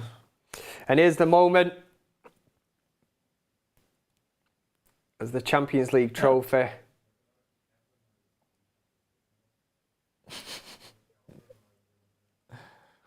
Just been told that Kepa now has 2 Champions League trophies. Yeah, the great Kepa, one with Chelsea and one for Real Madrid, which that's more than Manchester City. There we go. The trophy is thrust into the air. London this evening will be painted white. Yeah, you say that? Yeah. Not for Tottenham Hotspur, of course. They don't know what it's like winning trophies. They'll never see this. He'll be painted with smoke after Carlo lights his stogie, mate. Yeah. And kicks back. Oh, he'll be out on the town this evening. Oh, yeah. I'm there for it, man. Carlo Ancelotti, big cigar. I'd say he's more of a whiskey man, big Carlo. Yeah, I could imagine that, yeah. He is the godfather, isn't he? Yeah. He really is. But what an eventful evening. We got it done in the 90 minutes. Obviously, if you're a Borussia Dortmund fan, you're absolutely devastated. But like I said, I have been in this situation many times before. Happy enough to say I've been there when we've won it as well, which is really good. But yeah, Real Madrid just continue their dominance in this. They have some kind of love affair, don't they? Just with this trophy, the history. It's just gone on and on and on. And like I say, the fact that they've won 15 in their history, you know, that's why a team like Manchester United have won 3. You know, when we talk about Real Madrid and Manchester United being on a similar kind of scale worldwide with the fan bases, whatever it is, I mean, European football-wise, this is just different. I said it earlier, man, different gravy. That's exactly what it is. 3 in a row not long ago. I mean, how ridiculous is that? 3 Champions League trophies in a row. Courtois lifting the trophy. There was a player that we talked about before the game started, didn't we? And we said, could that be a weak link in the team? No. ACL injury, not played many games this season, but just come back into the team. He didn't do much wrong, did he? Vinicius Junior ready to Tell lift you the what, trophy. it's Joselu's trophy as much as anyone's, mate. After his semi-final performance, coming off the bench, he's gone from Stoke City to coming off the bench for Real Madrid in a Champions League semi-final and scoring twice. Yeah. I mean, it's impressive. I wonder what he was thinking on the bench at Stoke City. I know, and you go to that. It's then like you go Wout to that. Weghorst when he was at United. Wout Weghorst was at Burnley and then found himself winning a Carabao Cup at Wembley. Manchester United. Bit different to winning a Champions League trophy. I'm certainly not going to compare the two. What I would like to say is, first of all, Tull, always a pleasure, mate. Yeah, loved it today, mate. Watch-alongs. I love it, absolutely love it. And obviously with the Euros coming up and that, hopefully we'll be involved. But hopefully them 5,500 likes we've got on this video this evening, which is great. We couldn't have done that without you lot. Hopefully you've enjoyed the content. We've talked and talked, and the main one was the super chats and the interaction in general, because I do feel like everybody got involved. We've had some laughter. There was no nastiness. There might have got deleted by the mods or whatever if they sort of caught them. But the super chats that we had were really nice, really funny and that. But you've been watching That's Football. We will sign off now. Real Madrid 15 times Champions League winners. Good evening.